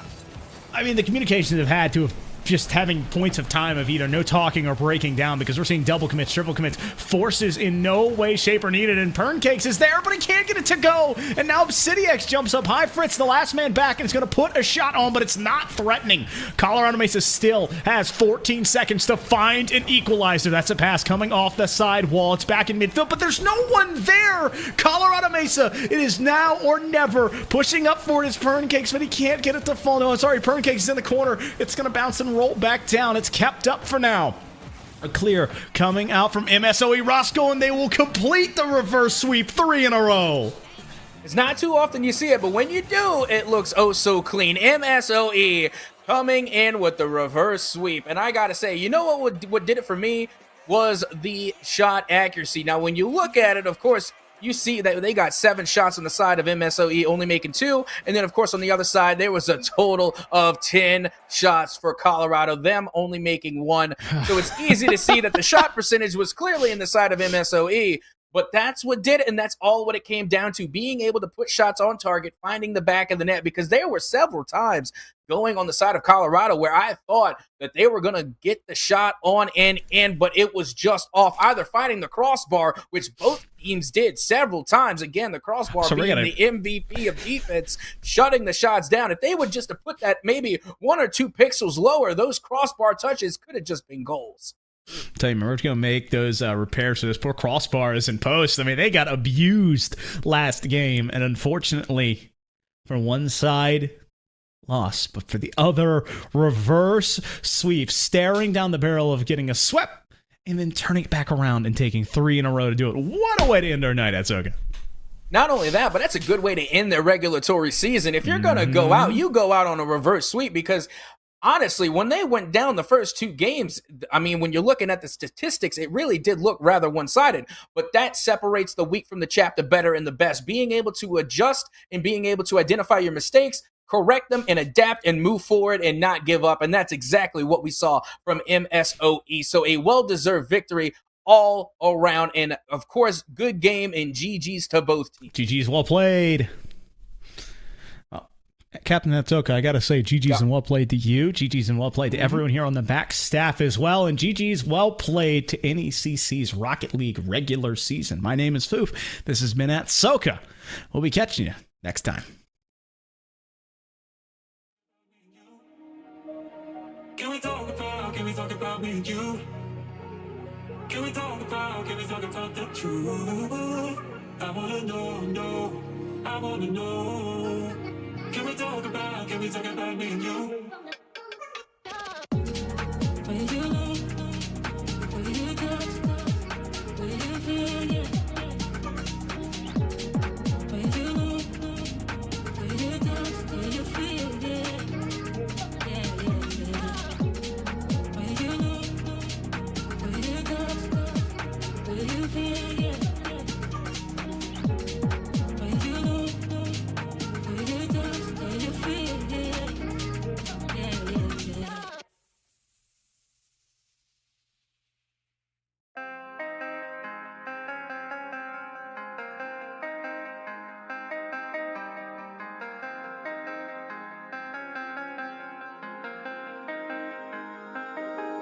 When I'm with you, I am able to keep pushing my limits and all the drive that I have. Well, I'm going the distance with you.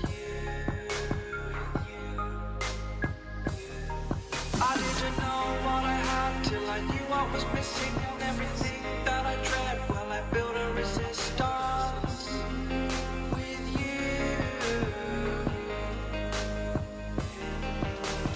Catch me when I fall, and I'll keep you on the ground. You were gone, I wish you'd stay. I could look at you for days. Time was well spent, that's when I knew that I need to spend my life here with you.